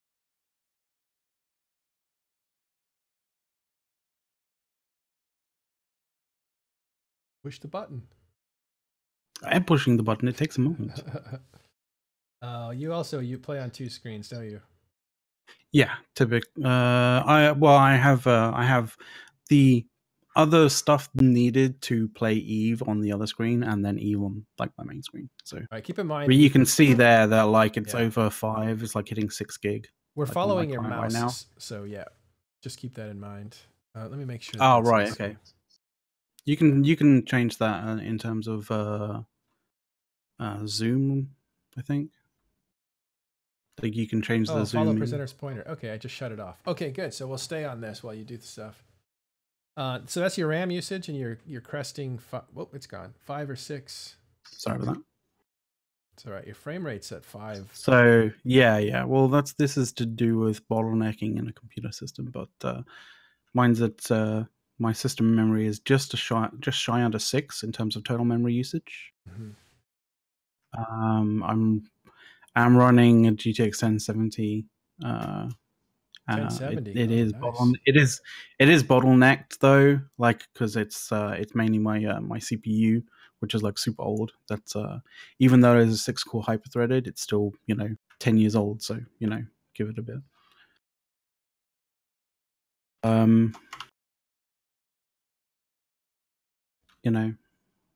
It is broadcasting and showing this scene right here would not run on the 32-bit client. It would shut out. It would be no, I'm just allowing you this because it's over 4 gigs. Yeah, when we cover live fights, of course, they're much bigger than 500, 300, 500 people. But even just seeing this amount of hardware on the field really puts the camera at risk when we're doing live coverage. It's always an issue. If you've ever gone into a looked at a live broadcast of a fight of this kind of size or larger, normally what happens is someone who even has a lot of experience doing that would have 3 or 4 or 5 different clients, or maybe even 2 systems, separate systems actually running. Yeah. So they can actually keep the scene up. If one dies, they can swap to a different computer or to a different different viewpoint if one of the viewpoints dies, for example. But now it's a little bit more stable. It's a little better for being able to broadcast this kind of stuff without having to deal with those issues. Yeah. What you're seeing graphically is a limitation from the video conferencing tool we're using. For McLeod, it's full graphics, max graphics, and he's seeing, well, there'll probably even be, I wonder if explosions will light up ships like suns do, you know, because you have the ray tracing and reflective They do. light. Not with ray tracing, not yet, but They haven't built you in some of still the stuff. yeah, it's a case of like I don't think they're testing DirectX 12 on this at the moment. Oh, okay.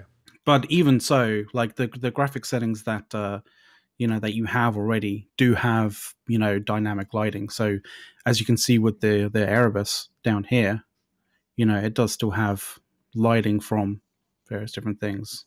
Look at that. Even You here, you know, can see that.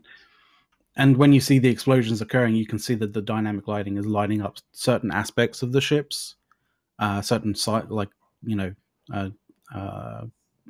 basically lighting ships from the right direction. The difference is, you go. There's a bunch of targeted doomsdays on something that's coming in randomly. But as you can see, like, you know, when you get DirectX 12 and stuff, and you actually have things like the real-time ray tracing, you'll have, say, for example, I think I saw it on this Erebus here, when you have the kind of like the very metallic kind of skins like this, they will be even more impressive because you'll probably be able to see the reflections of ships over here in the metallic kind of gold of this one here, of this Erebus here. So that'll be what the real time ray tracing will be able to do.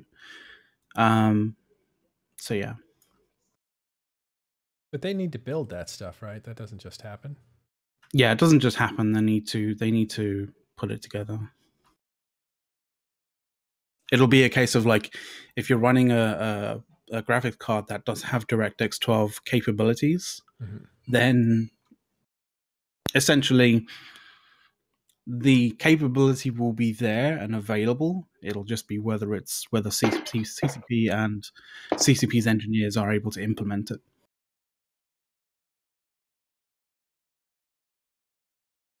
This Titan's getting hammered. Wondering whether it's a Komodo. It's conventional. No, it's a levy. It's conventional fire on it, though, right? Oh, there's a doomsday. No. There's non-conventional fire on it as well. Oh, look at the Leviathan in there. It's so cool. I love the fact that that CCP was able to, like, you know, put together the whole bubble, you know, the shield bubble around a ship, rather than just it being a different lighting color on the hull. You know what I mean? Yeah.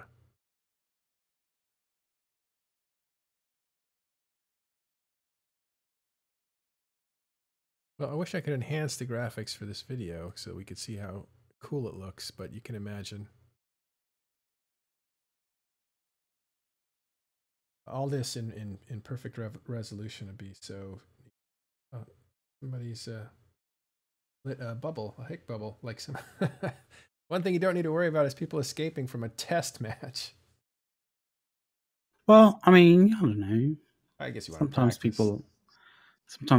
Sometimes people want to, you know, practice getting away from those situations. I think it's taking a pounding. Yeah. Do we have any word on 20% shield?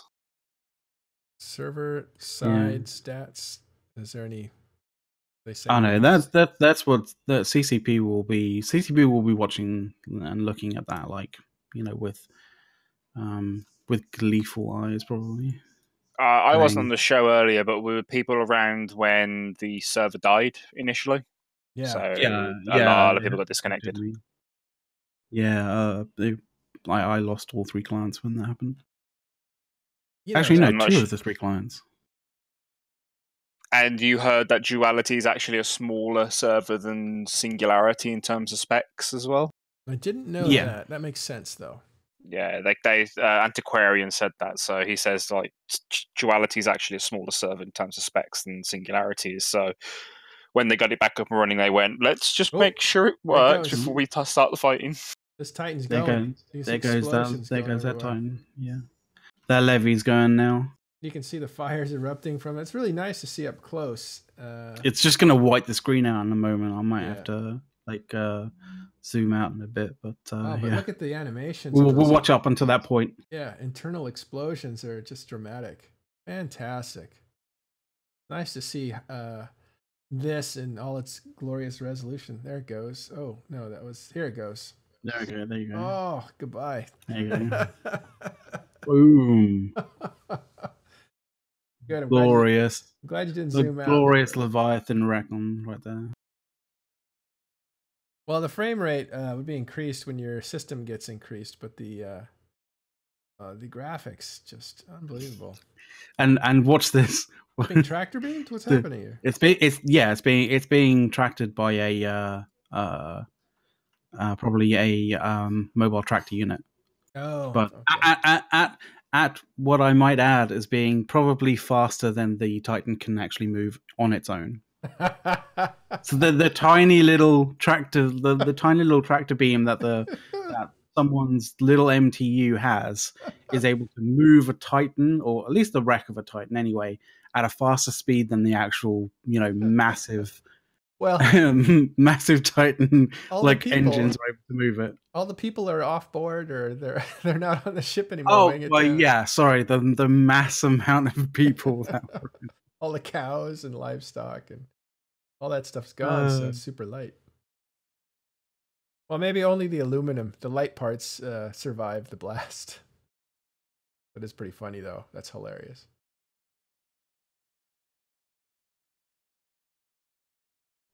yeah.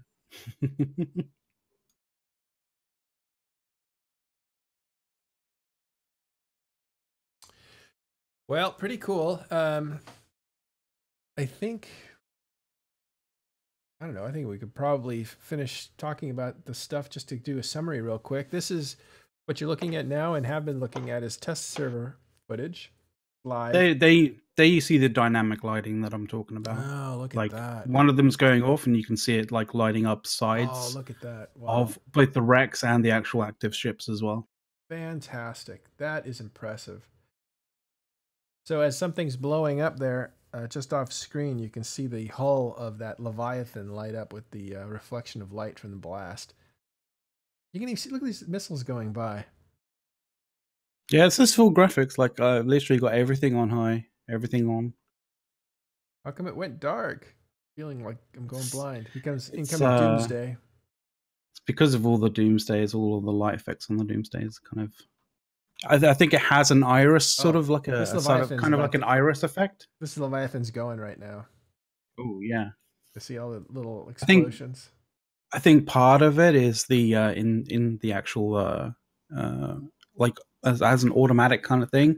I think there's an iris effect that if there's so much lighting going on, it tends to sort of act like it tends to Oh, simulate an iris effect of like there's too much light, so you kind of darken the environment, wow. and that avatar next to it just is going up as well. Oh, that's off screen, I think. I'll just move it around. Hang on. Oh yeah, it's going. Oh. Ah. You know how sometimes you're in a big fight and there's no animation for the explosion of a Titan or a structure? I wonder if that'll change. Oh, it just disappears, or it just Yeah. goes. Just- Or the explosion doesn't happen; it just disappears, or just Yeah. turns into a wreck suddenly. Ah, there goes another. There. Oh, look at that. Getting Those hits. worked. Oh, You can see the lensing on those effects on Yeah. those hits, right? yeah. So I'm seeing enhanced graphics, but that might just be because you're able now to put everything on enhanced graphics on your client without it crashing on a big fight like this. Essentially, That's new territory. Um, That's definitely new it is. territory. like normally, when you're looking at fights of this sort of size or this sort of complexity, especially if you're like say running it or broadcasting it, right? You do not want to touch the client at all, and normally you have it zoomed out like really fast. You're not like having to load up all the high quality, models and high quality sort of textures, right? Look at that! Oh my god, that explosion! Wow. I mean, if anything, this means that like everybody who like watches and streams large fights will be able to show like the action right up close, especially if they have like a really, really like balling computer. Well, that was a big thing, wasn't it? I remember when Avarin used to stream it, like he would be very reluctant to move his camera around because it would cause crashes, which doesn't seem to be happening with this. No. I mean, I would not want to do this. Like, if I was to move, if normally the position that I had, like when I was streaming fights, would be like it would be an overview. So it would be like this, where I'm showing both sides, like the basically the one big group of Titans and the other big group of Titans, like from a really far distance, just showing the kind of the trading blows kind of thing. And I would be like, I am not moving this camera in any way, shape, or form, because if I start moving it, it'll probably crash the client. Whereas now, it's like, let's go have a look at this one, this group. And you can just dive right in, right into it.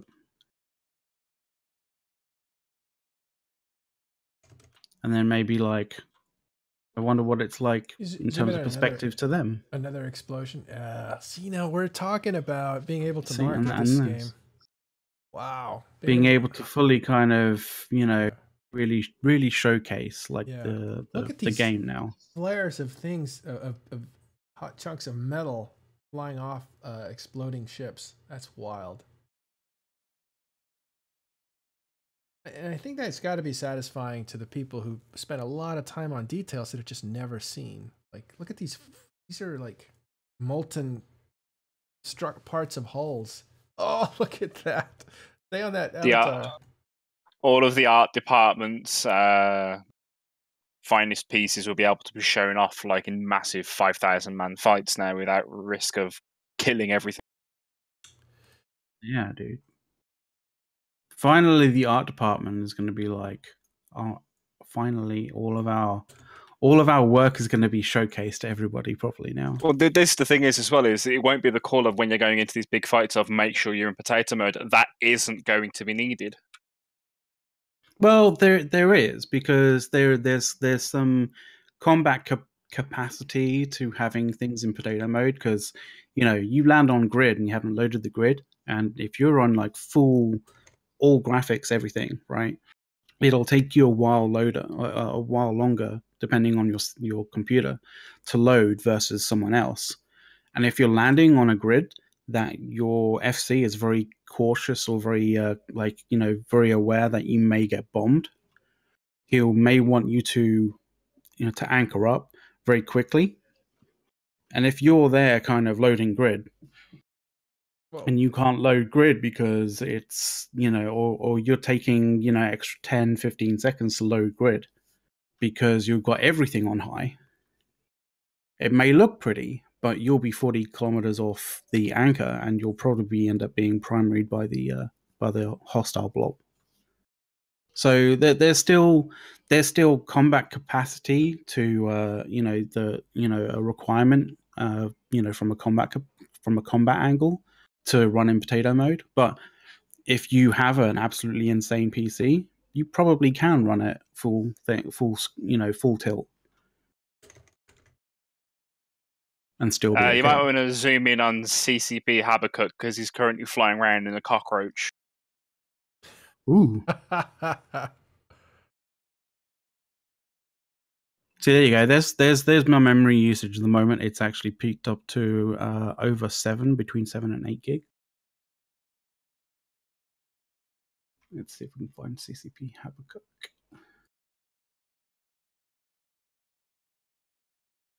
Wow.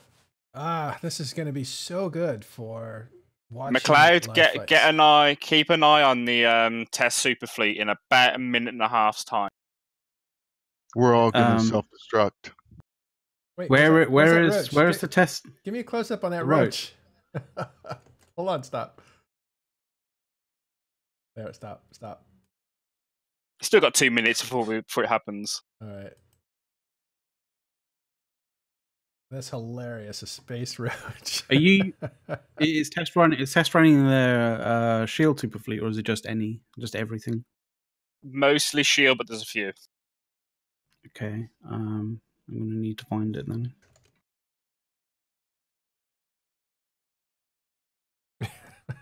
so funny.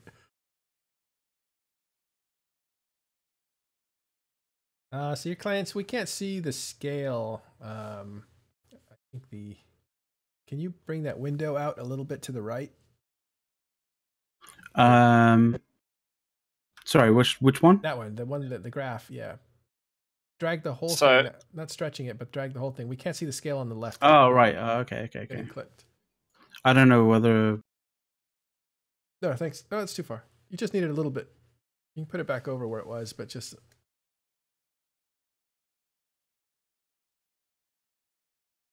So yeah, McLeod, the test Superfleet is the one that's 200 kilometers off the Poitok Gate, 250 kilometers off. There's a big ball of us just sitting there. So keep an eye on that in about a minute and a half's time. That bit better. I don't know. It's. Oh wait, now put it back to where it was. When your mouse moved over. Put it back to where You it can was. change. You can change the zooming of it. So Yeah, it's too far to the right, but it's fine. I can. I'm just trying to find this test Superfleet. That's all. I will picture.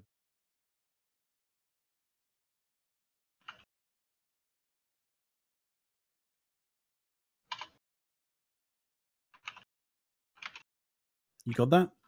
Yeah, thanks. Took a picture of how much data is being used. We're about to see the test fleet go up.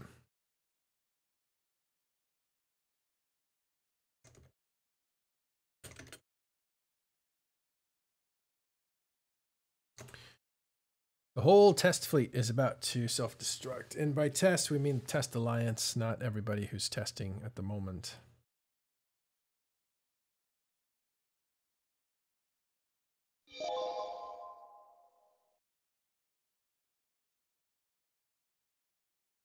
Is this a hashtag test to destruction, by the way, Seraph? I think it's more of a case of, they've said the test is over, so, test has to be over, so yeah. we lose the super.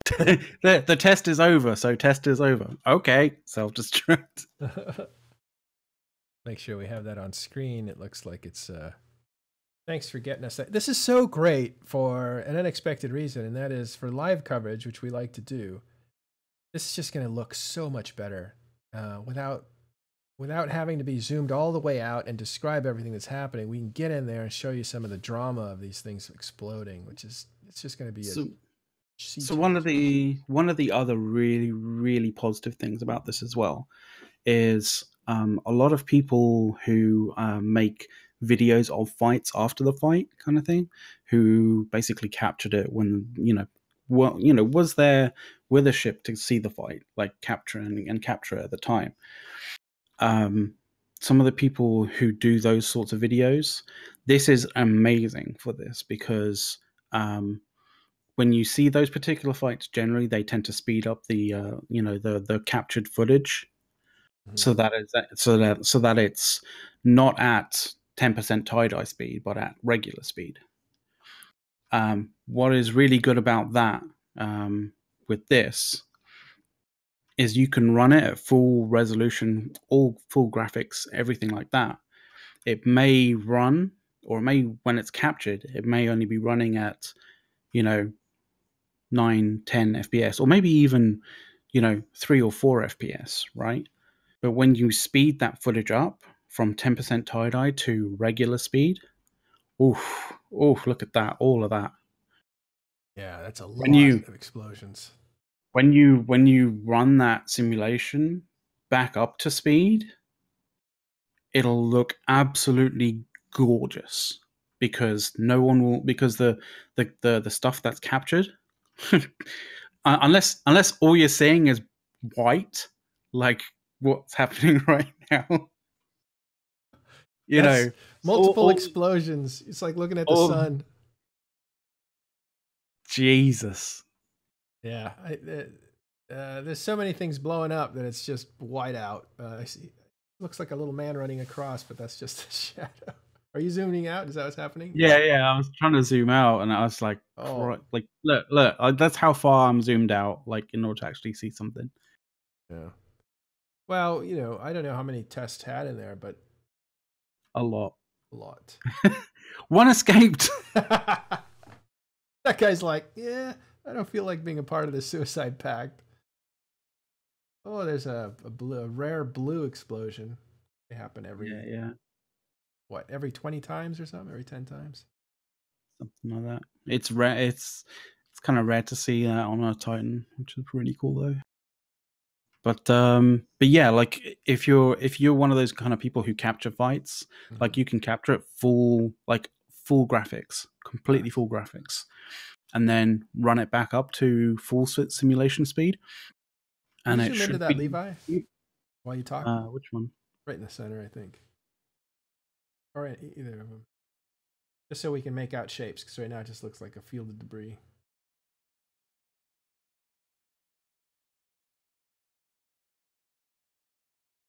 That's the one I was thinking of. That's good. Whatever, just show us something while you explain. And I totally interrupted you. Sorry. No, that's cool. That's cool. So like for example, if I bring the windows back up, right? As you can see, I'm only running at 8 FPS, 8.4, 8.5 FPS, which doesn't look exactly that great, when you're running at 8 FPS. But if for example, if tie-dye is at like 10% and you're only running at 8 FPS, like you can bring the simulation speed. Look at that.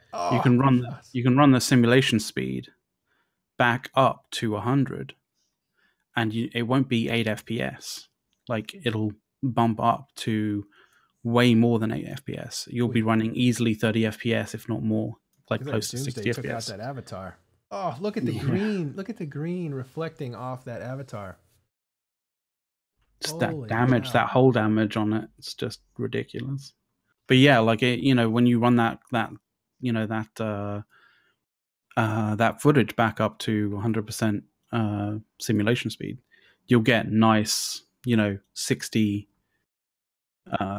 between 30 and 60 FPS at full resolution with all graphics on, all speculation, all particle effects on and everything. Wow. It's going to look absolutely insane. Fantastic. You're going to be able to make ridiculously awesome videos of big fights now. Well, it's just much more compelling than a bunch of red or blue dots on the screen. I think now you're going to be able to see the drama of what these fights really mean to players because of the scale. You get right in there, you become small, everything becomes big, and to do that without fear of the camera client crashing, it's just now possible. Whereas before, we would just have to say, just be 300 to 200 kilometers away or whatever, and leave a static shot. Don't move your camera. Don't touch it. Don't do anything. What are we on here? Is this Ragnarok? Oh, those arties. Is that artillery firing from there? Oh, look at that. That's so cool. That looks like a pirate ship. Oh, look at that. I mean, I'm feeling it. I am feeling that. Give me a See what I mean? It's just like, give me a point of view of what it's shooting because it's exploding. That's the other thing we can think of is people that do video recordings. Yeah, people that are doing video recordings as well, they'll be able to speed up the footage to real time and get it butter smooth with high graphics. Oh, with full graphics, dude. Like you won't really need to worry about like how fast your FPS is, like how high your FPS is, like when you're actually like running a big fight when you're recording it. If you want to speed it up, like because it's like generally you tend to speed it up by almost 1,000%. So that's basically 10 times, right? So if you have three FPS, like when you record it, it'll be 30 FPS. If you have 6 FPS, it'll be a buttery smooth 60 FPS. Well, this is an unexpected surprise, but it makes total sense in retrospect that we'll be able to see stuff that we weren't able to see in ways that are completely enthralling. Like there, like right there. Look at that! Look at that slow approach. Cannons. You actually see the turrets like firing off like on that levee. That's fantastic.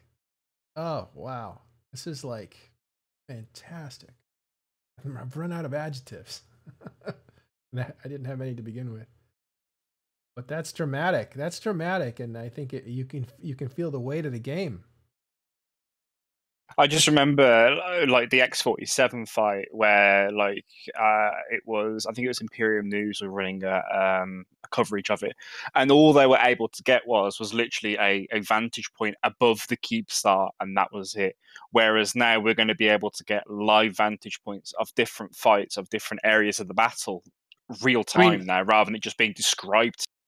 Yeah, I mean, right. I'm trying to do my my kind of like sort of Michael Bay impression. Sort of like that.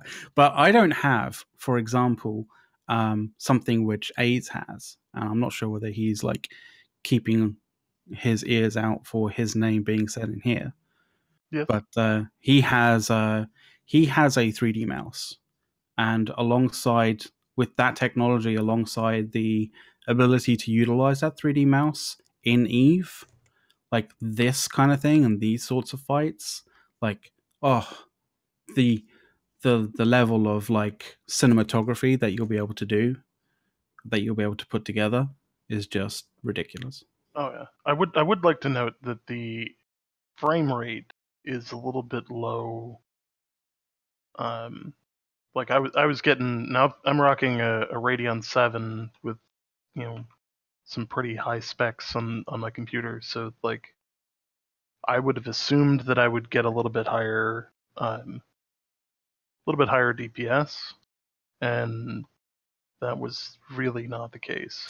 Well, you're also reliant on server information. That's one thing I was been made aware of is the game also relies on server updates to create frames. So if because we're on such a small server, if it isn't able to get you the details quick enough, then you're not going to be able to get the 60 FPS you expect.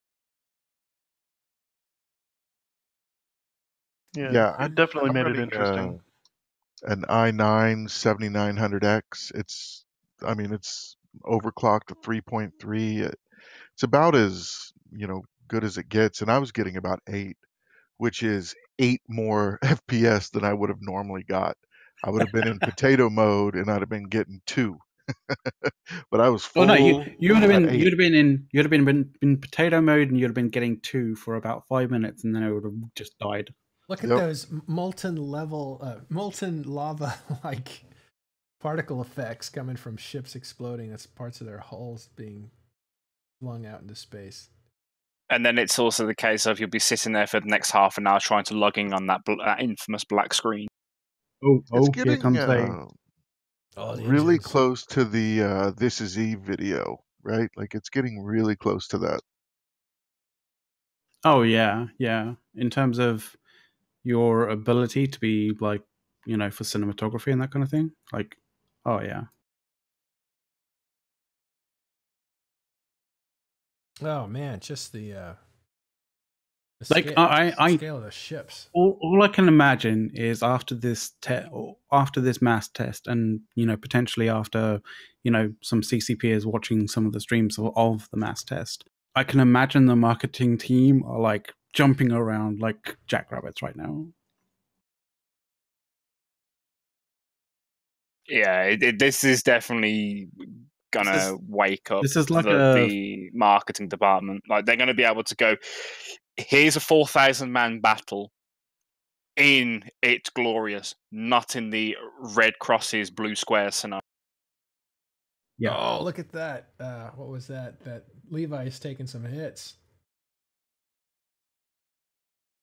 This is really amazing. I'm stunned, and I wasn't initially, but I am now. If you're ever a skeptic for the 64-bit client, this should have alleviated any and every single like worry that you have. Yeah.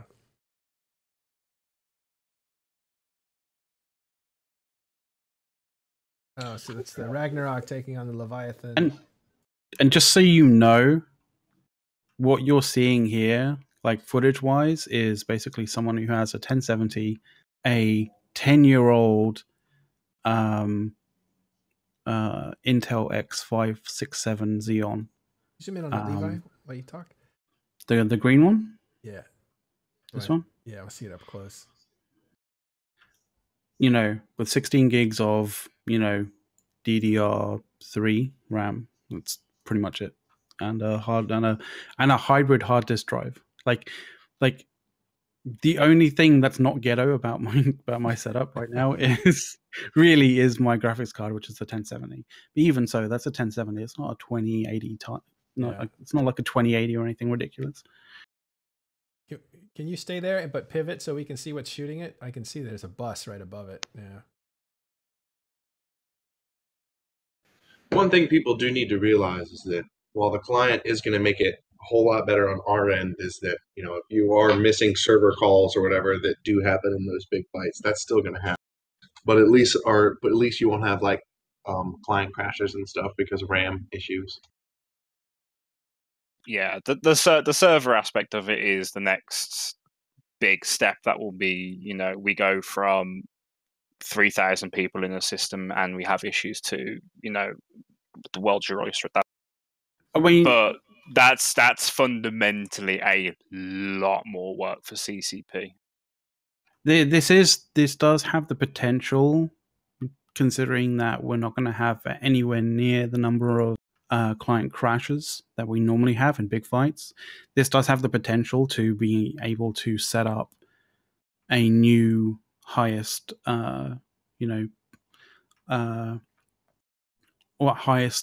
biggest fight?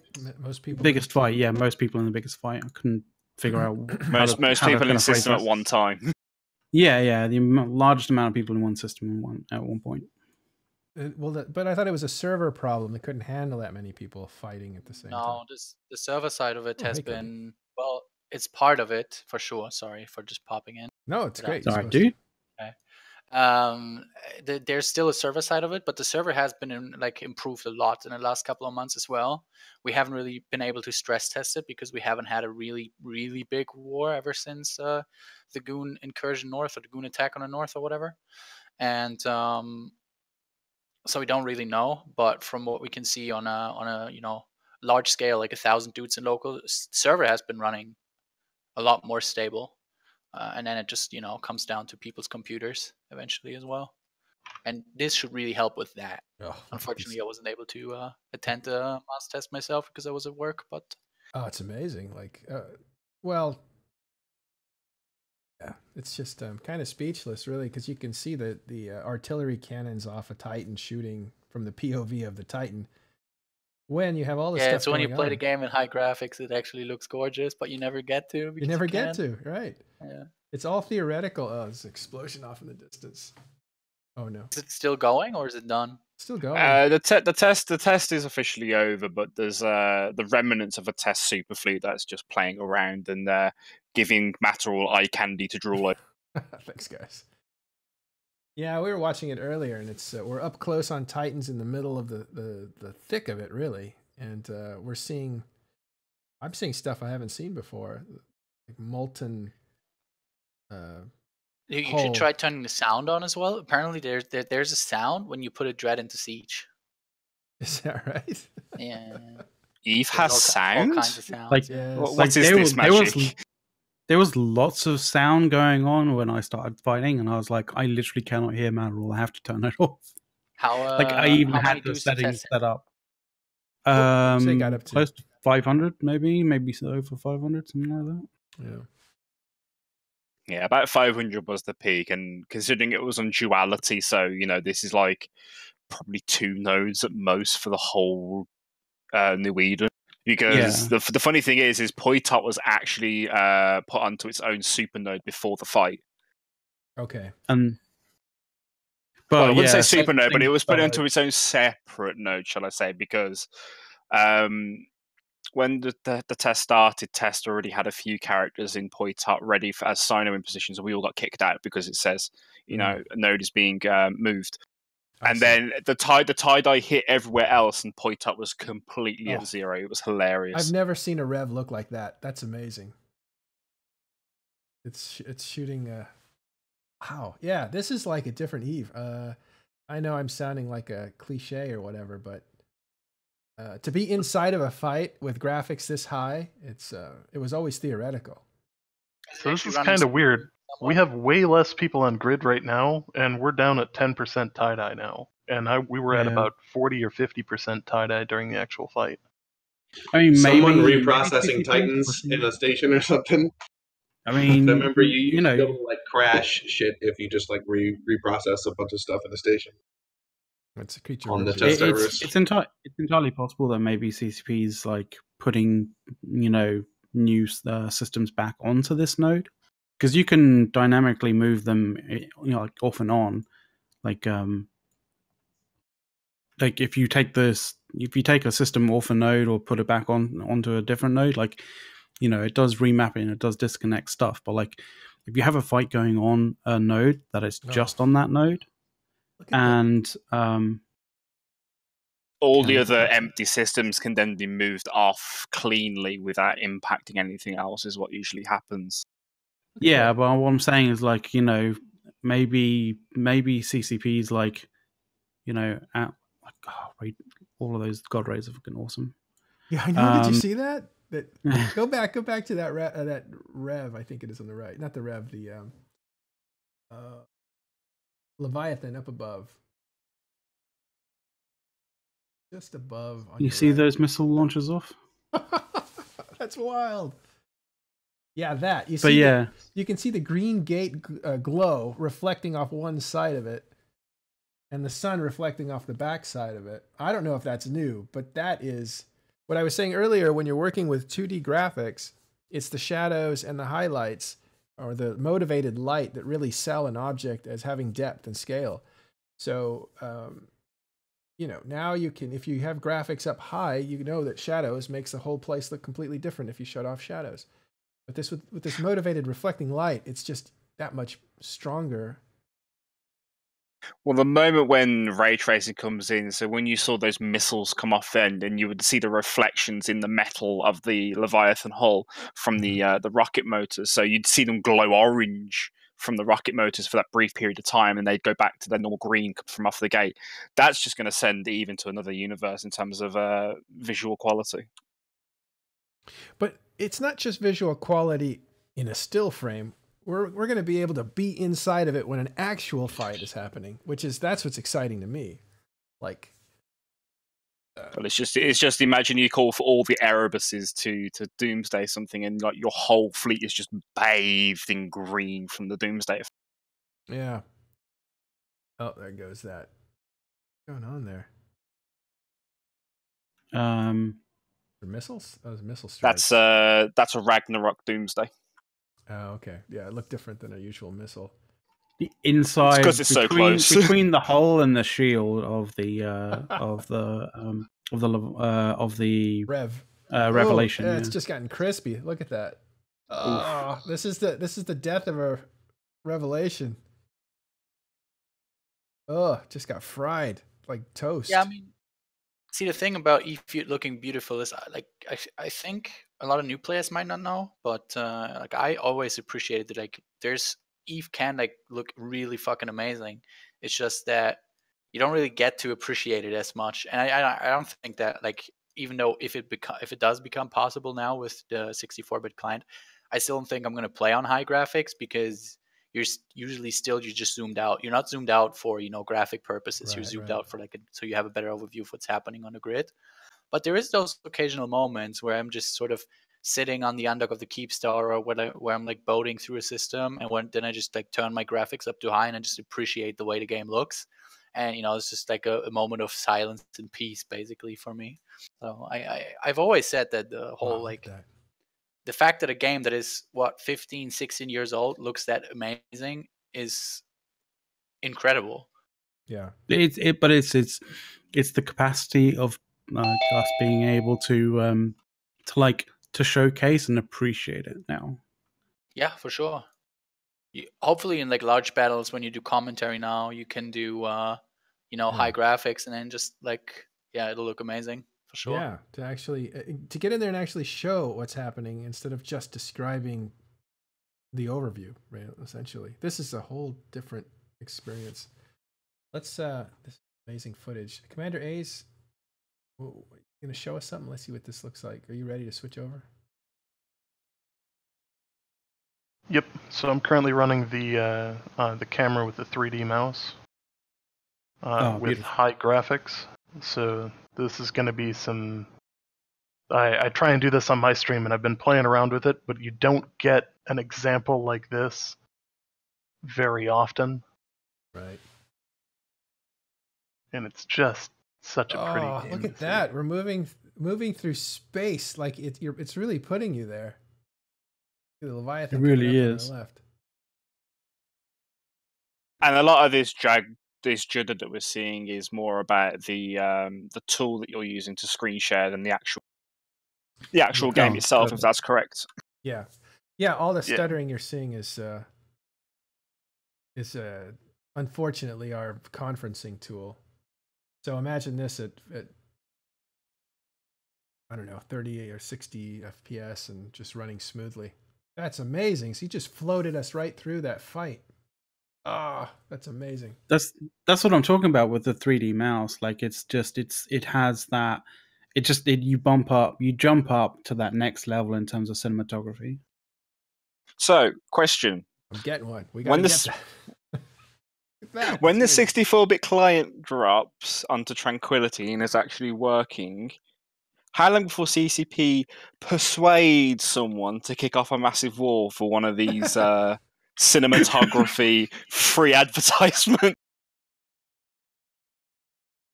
Oh, this is stunning. This changes everything.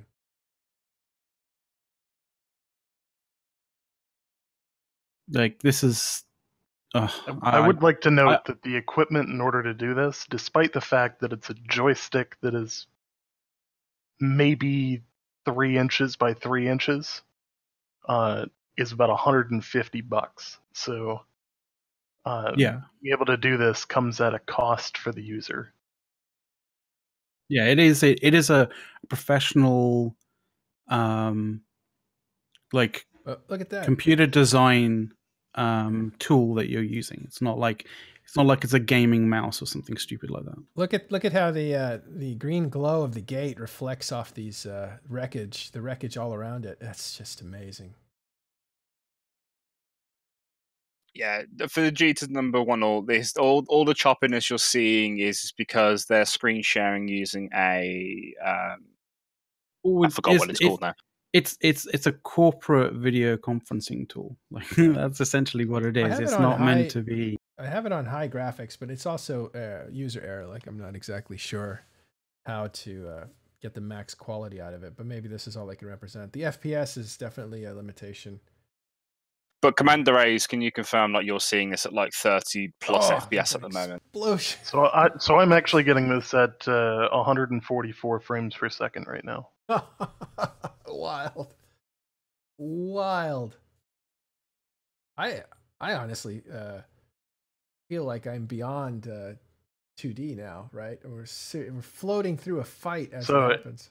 And the cool thing about this camera, like we can go down and venture through the wrecks for the test fleet, and some of this jitteriness, like I can bounce the camera around, is just me hitting the joystick with the muscle twitch or something.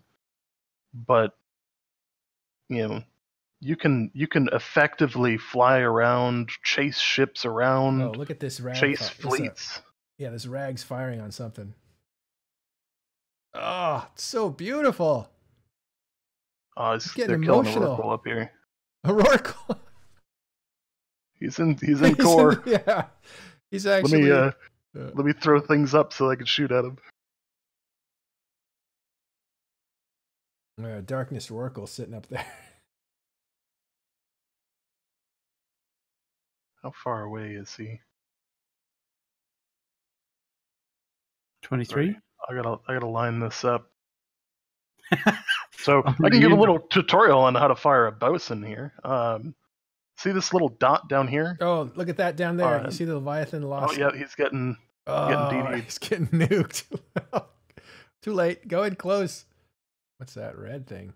Oh, you're aiming at him. I don't think he's going to be there when you're done. Oh, there he goes. No, he's dead. That's going to get the pod for sure, though. Can you zoom in on that? Yep. Let me. Oh, he's getting down too. Look at the wreckage getting thrashed too. Wow, that's so cool looking. Oh, goodbye. And you can do some cool stuff with the cinematography for this, like chase the explosion around. Yeah, that's cool. If there's anything you guys want to see me do, just let me know. I'll fly around, take a look at the different ships. Yeah, Seraph Patacane there is re-emphasizing that all the strobing is coming from the tool that we're using to share screens. So this is all butter smooth. And that's a special mouse, right? Special mouse. Yes, this is a 3D Connection 3D mouse. You can get it off Amazon for about $150. You don't need the more advanced versions. They go up to several $100s a piece. But you're only going to want to get this if he's shooting at me. Yeah, someone's shooting at you. Well, this is the mouse. So the movement, the fluidity of the movement is because of the mouse. But what you're looking at is the capability of seeing everything up close. That is the new 64-bit client and people's ability to use more of their RAM to stay in the game. Instead of being capped at 4 gigs, we would have been out of here a long time ago and disconnected, and the client would have been closed. But with this new client, essentially have unlimited RAM, and people have been getting up to 10 gigs. So with that kind of capacity, and you're also seeing reflective light, I think, which is new because this client can actually represent that well. So the green glow of the gate, you're seeing that on the ship there with the deep shadows and the anti-aliasing.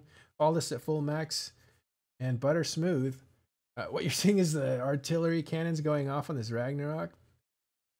What you're seeing, what you're seeing is basically what the powerful. art department have always wanted or always sort of desired everyone else to see Eve look, and now finally it's being realized, in a massive fight. Yeah, it's a complete unlock of some drama for people who really want to see it. As Killaby said, and as Elo was saying in Discord earlier, it's like who watches this in high graphics? Moloch on grid. Oh, that's not a Moloch. Did Honey actually survive, or did he die? I'm fairly certain he died. Oh, that is a Moloch. So you're gonna kill it.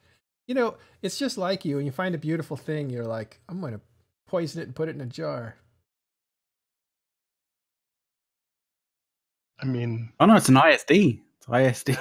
Oh, ISD Moloch. Oh wow, even more rare. Very cool. Look at that thing go. Oh, it's got the green glow on it. It's fantastic.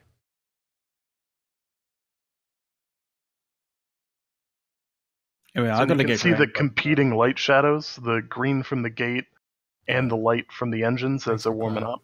Wow, so cinematic going behind those engines. That's impressive. Oh, look at all the blood on the hull. The colored kind of internal orange lights. Can you get behind the Moloch again to see those engines?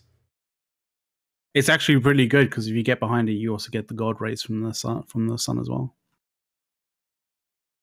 Oh, look at that underneath there. It's just amazing. Oh yeah, look Yep, at the you're sun. catching the light from the explosion down there. And you it's got reflecting off the ship. You got the particle effects from the actual engines as well.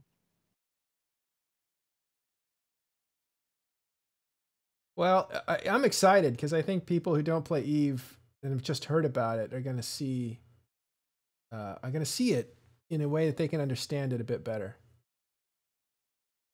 And that's going to be really spectacular. That Moloch looks really intimidating with that light. Oh, I feel a doomsday going over my head here. I think I just got hit with a doomsday. No. That was the Make sure that I'm not dead. that was the Purpose. Ragnarok. They'll go hit. Oh, ISD is gonna go down here. Oh, Sorry, I gotta do a little bit of kill securing here. So this kill mail doesn't count. I don't know what you're running for. Oh, that's how you. Why do are you Doomsday. running? Oh, Doomsday. Oh, he's screwed. Did he just jump out? Oh, he did. Oh, He just jumped out. He took off. You scared him away. That right there is like that is a Battlestar Galactica style move. That totally. That wasn't was even awesome. Sino. I think he just ISD'd himself out of there. No, I think It he looked just more like a gate jump. Oh, is this on a gate? Yeah. Right on the gate. So Got a mark it's, time to highlight that. That was hilarious. Yeah. Here I am talking about securing the kill, and he just Baited jumps you away. out completely.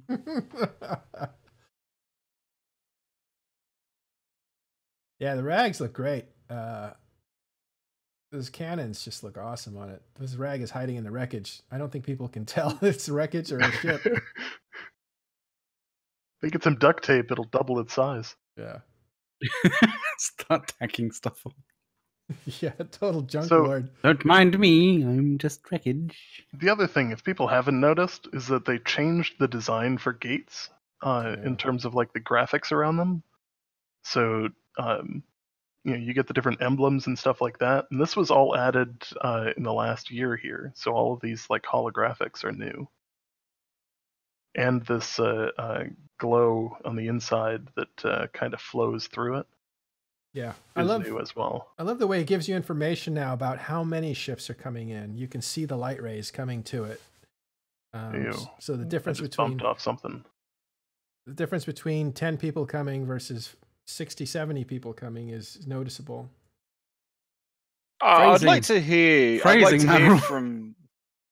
I'd like to hear from CCP just to see how that test went, because I actually asked were they expecting this many people, because they got over 500 in total. I remember when X and Y Fleet had left the initial staging of FD-TAC, Test jumped its super fleet into stage prepped, and there was still 200 and something odd people in the staging system after the CCP fleets had left.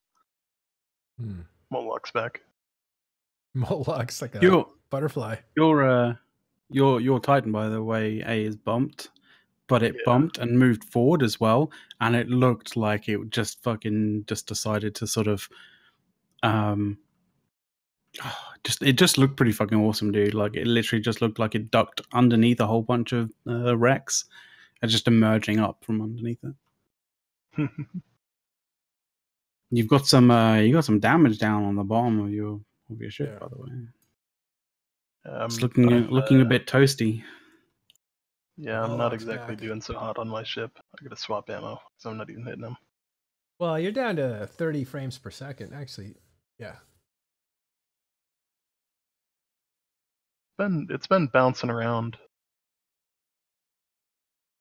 This is not my normal fit, by the way. Like this is not like you don't do this except when like a mass number of your own guys are firing off AoE doomsdays, nuking your cap. Watch a Moloch die on screen here.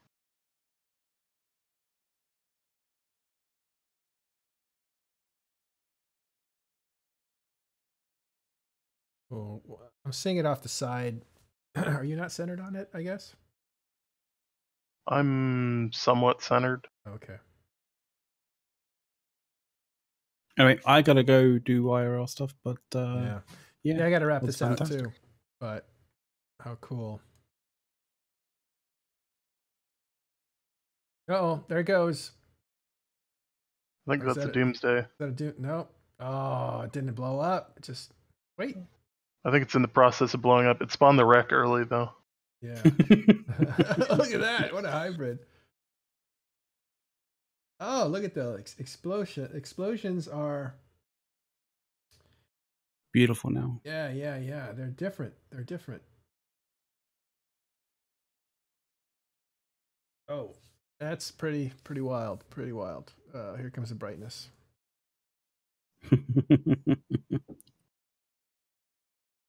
Those explosion rings are really, look below it. It's amazing.